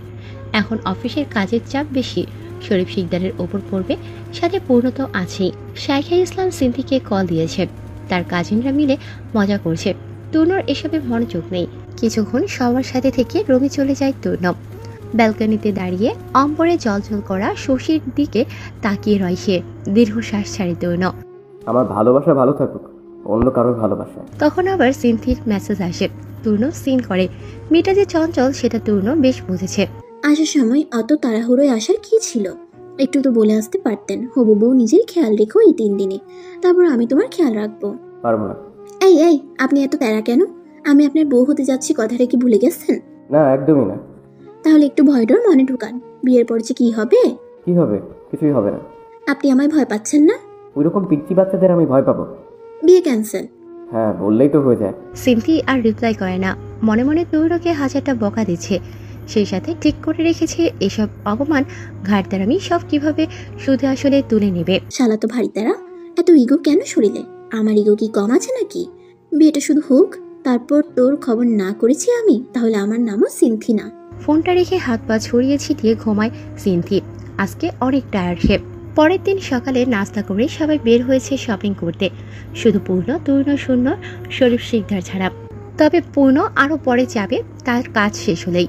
শপিং মলে এসে কিছুক্ষণ কেনাকাটা করে যেন সবাই ক্লান্ত হয়ে গিয়েছে। তিশা, রোদ সবাই দেখে শুনে চুজ করে নিয়েছে। তাদের শপিং শেষের দিকে থাকতেই পূর্ণ এবং সৌন্য আসে। সবার শপিং মোটামুটি শেষ, এবার শুধু মেয়েদের শপিং বাকি। রোদ, তিশা, শীশা তারা তাদের ড্রেস দেখছে। মেহেদি নাইট, হলুদ নাইট, আকত, রিসেপশন সবগুলোর জন্য আলাদা আলাদা ড্রেস নিচ্ছে। মেহেদি নাইটের জন্য গাউন দেখেছে রোদ। তখন পূর্ণ আসে রোদের কাছে, আস্তে করে শুধায়, রোদ, শাড়ি নিয়েছো? না। শাড়ি নাও, তোমায় শাড়িতে সুন্দর লাগে। তুমি কিভাবে জানলে? আমি দেখেছি। কোথায়? মাইশার বিয়েতে। তখন না তুমি আমায় দেখতে পারতে না? তাহলে আমি কি শাড়ি পরেছি, শাড়িতে আমায় কেমন লাগে জানলে কিভাবে? ওই আর কি। আমতা আমতা করে কথাটা বলে পূর্ণ। রোদ পূর্ণকে ধাক্কা দিয়ে সরে আসে। ঠোঁটের কোণে তার হাসি। শূন্য দূর থেকে বসে বসে ওদের কথোপকথন পর্যবেক্ষণ করছে। পূর্ণ ঘুরে তাকাতেই শূন্যকে দেখে হাসি মিয়ে যায়। দেখেও না দেখার ভান করে চলে যেতে নেবে শূন্য পথ আটকে দাঁড়ায়। একটা শাড়ি গিফট করো। তুই ছেলে শূন্য, মেয়ে হলে না হয় ভেবে দেখতাম। আমি কি বলেছি আমায় শাড়ি গিফট করো? তো রোদকে গিফট করো। মাইশার হলুদে তুমি নিশ্চয়ই শাড়িটা দিয়েছিলে। আজব, কি শাড়ি? কবে শাড়ি? আমি নিজেই পার্সেল রিসিভ করেছিলাম রোদের নামে, সেটা শাড়ি ছিল, তুমি দিয়েছিলে। গাজা কি ডেট ওভারটা নিয়েছিস নাকি ডেট আছে যেটা সেটা? সত্য কথা বলতে আমি গাজাখোর হয়ে গেলাম। তোর সত্য কথার নানির টুট। ছি, একজন মেয়র আর বিজনেসম্যানের মুখের ভাষা এরকম হয়? এর থেকেও জঘন্য। শুধু জায়গা বুঝে বলি। ঠিক আছে, তূর্ণ ভাইকেই বলি। কি? রোদকে শাড়ি দিতে। আমি থাকতে তূর্ণ কেন দিবে? তাহলে চলো, আমারটার জন্যও একটা নিব। তোর আছে? আছে একটা। পূর্ণকে জোড়াজুড়ি করে শূন্য নিয়ে যায় শাড়ির দোকানে। সেখানে থেকে ম্যাচিং করে দুটো শাড়ি নিয়ে প্যাক করে। দুটোর বিল পূর্ণ পে করে। শূন্যর ভালোই লেগেছে, ভাইয়ের টাকায় গার্লফ্রেন্ডকে শাড়ি দেবে, খারাপ না। শূন্যর হাতে শপিং দুটো ধরিয়ে পূর্ণ ডোন্ট কেয়ার ভাব নিয়ে জুয়েলারির দোকানে যায়। সেখানে বাকিরাও আছে। শূন্য ব্যাগ গাড়িতে রাখার জন্য নিচে যায়। গোল্ড কেনা হতে সবাই মিলে একটা রেস্টুরেন্টে বসে। দুপুরের লাঞ্চটা করে তারা সবাই রওনা হয়। অলরেডি শিকদার বাড়িতে ডেকোরেশনের কাজ শুরু হয়ে গেছে। পূর্ণের মামুরাও চলে এসেছে, মেহেরও এসেছে। মাইশা আর তার হাজব্যান্ড তারা আগামীকালকে আসবে। পূর্ণ ভাবছে পাবেলও নিশ্চয়ই আসবে। তখন রোদ, তিশা দুজনের চিপায় ঘুরবে। না না, একে সাইড দেওয়া যাবে না। পূর্ণ কল দিয়ে তাদের দলের একজনকে দায়িত্ব বুঝিয়ে দেয়। শিকদার বাড়িতে মানুষের আনাগোনা শুরু হয়ে গেছে। পূর্ণর দলের লোকেরাও আছে। নিস্তব্ধ ছেড়ে একটু হই হুল্লোড় এবং ব্যস্ত বাড়িতে পরিণত হয়েছে শিকদার ভেলা। পেশা, মেহের, রোদ, শীশা তারা ডালা গোছাচ্ছে। সন্ধ্যার দিকে সিনথিদের বাড়ি যাবে তারা। সিনথিদের ডালা গোছাচ্ছে তার 4 কাজিন, সাথে রুষাও আছে। 2 মেয়ে এবং 2 ছেলে, সাথে তার বেস্ট ফ্রেন্ড রুষাও আছে। তারা আগামীকালকে সকালে যাবে শিকদার বাড়িতে। যেহেতু সন্ধ্যায় শিকদার পরিবার আসবে, তাই একটু ছোটোখাটো আয়োজন করা হয়েছে ডিনারের। আফিয়া ইসলাম সাথে তার ননদ যা বন্ধু নিয়ে সব করছেন। সবাই রেডি হয়ে গাড়িতে বসে। শূন্য নিয়ে যাবে তাদের গাড়িতে। তাদের 4 বোনের বকবকানিতে শূন্য কানে তালা দেওয়ার মতো অবস্থা।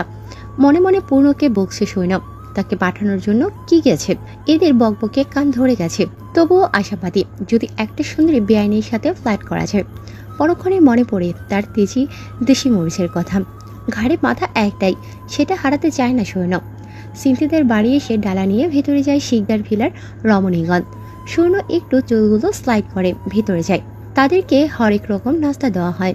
সিনথি আসতেই তার ননদিনীদের সাথে কথাবার্তা বলে। তূর্ণর কথা জিজ্ঞেস করেনি, শুধু বিয়েটা হওয়ার অপেক্ষায় আছে। কিভাবে কি করবে না করবে সব প্ল্যান ডান। সরি না বলে কোথায় যাবে সেটাও দেখে নেবে সিনথি। অতিথিদের সুন্দরভাবে আপ্যায়ন করে তারা।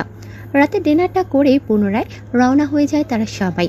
কয়েক রাতের জন্য শিকদার ভিলার সাদ উন্মুক্ত সবার জন্য। এমনিতে কাউকে রাতে সাদে আসতে দেন না শারমিন আঞ্জুম।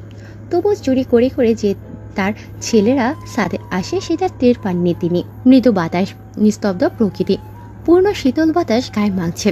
অম্বরে উজ্জ্বল শশী জল করে জ্বলছে। ফোন হাতে রোদকে মেসেজ দেয় সাদে আসার জন্য। রোদেরও ভালো লাগছে না, তাই সাদের দিকে রওনা হয়। সিঁড়ির কাছাকাছি আসতে তরুণর মুখোমুখি হয়। রোদ একগাল হেসে কিছু বলতে যাবে, তরুণও চলে যায়। রোদ চুপচাপ স্থান ত্যাগ করে। তরুণ তাকে কেমন অ্যাভয়েড করেছে, কিন্তু কারণ ছাড়া। রোদ এসবে মাথা ঘামায়নি। সাদে যেতেই ঠান্ডা হিমশীতল বাতাস শরীরে এসে বাড়ি খায়। পূর্ণর পাশাপাশি দাঁড়িয়ে রোদ আকাশের দিকে তাকিয়ে বলে, পূর্ণ ভাইয়া চারটা ভীষণ সুন্দর, তাই না? হ্যাঁ, ভীষণ সুন্দর। দুজনে কিছুক্ষণ কথাবার্তা বলে ছাদ থেকে চলে যায়। আকাশের দিকে তাকিয়ে এক আকাশ সম না পাওয়া দীর্ঘশ্বাস নিয়ে কেউ একজন শুধায়, আমার কৃষ্ণাভ অম্বরের এক রাত জায়গা দাঁড়ায়, তোমার অন্যের অম্বরে বাড়ি, আমি কাছে পেয়েও পাই না তোমার নাগাল, আমার একলা লাগে ভাই। আমার কৃষ্ণাভ অম্বরের একমাত্র তারা ছিলে তুমি, যখন অন্যের অম্বরের বাসিন্দা, অথচ তোমার জন্য আমার অম্বরের সে কি মায়া। মায়া বুঝে তো রোদ পাখি? মায়া হলো ভালোবাসার প্রতীক। সময় বদলায়, মানুষ বদলায়, অথচ মায়া বদলায় না। এই মায়া কি নিষ্ঠুর, তাই না? আমাদের ভালো থাকতে দেয় না। তরুণ বুকের বা পাশটায় হাত রাখে, আহত কণ্ঠে বলে, বুকের বাপাসটায় ব্যথা অনুভব হচ্ছে, বোঝো কি? তোমার জন্য আমার হৃদয়ে পড়ছে। তখন কেউ কাঁধে হাত রাখে। তরুণ ফিরে তাকায়, অস্তিত্ব মনে হচ্ছে শূন্যর। তরুণ গম্ভীর কণ্ঠে বলে, শূন্য তুমি এখন? ভালোবাসো তাকে? তুমি জানো? হয়তো বাসি। মিথ্যে বলে লাভ নেই। হ্যাঁ বাসি, রোদকে আমি ভীষণ ভালোবাসি। তাহলে বিয়েটা কেন করছো? আমার ভালোবাসা আমায় না, অন্য কাউকে ভালোবাসে। এভাবে বলো না প্লিজ। কি অদ্ভুত, তাই না? আমরা ভালো থাকার জন্য আয়োজন করে মনের গভীরে এক ফালি করে বিশাল ভালোবাসা করছি, কিন্তু দিন শেষে কি আমাদের বিশাল ভালোবাসা হেরে যায় যখন দেখি মানুষটা আমাদের প্রণয় না, অন্য কারোর প্রণয়ের রূপকথায় ভালো আছে। কি তিক্ত বাক্য!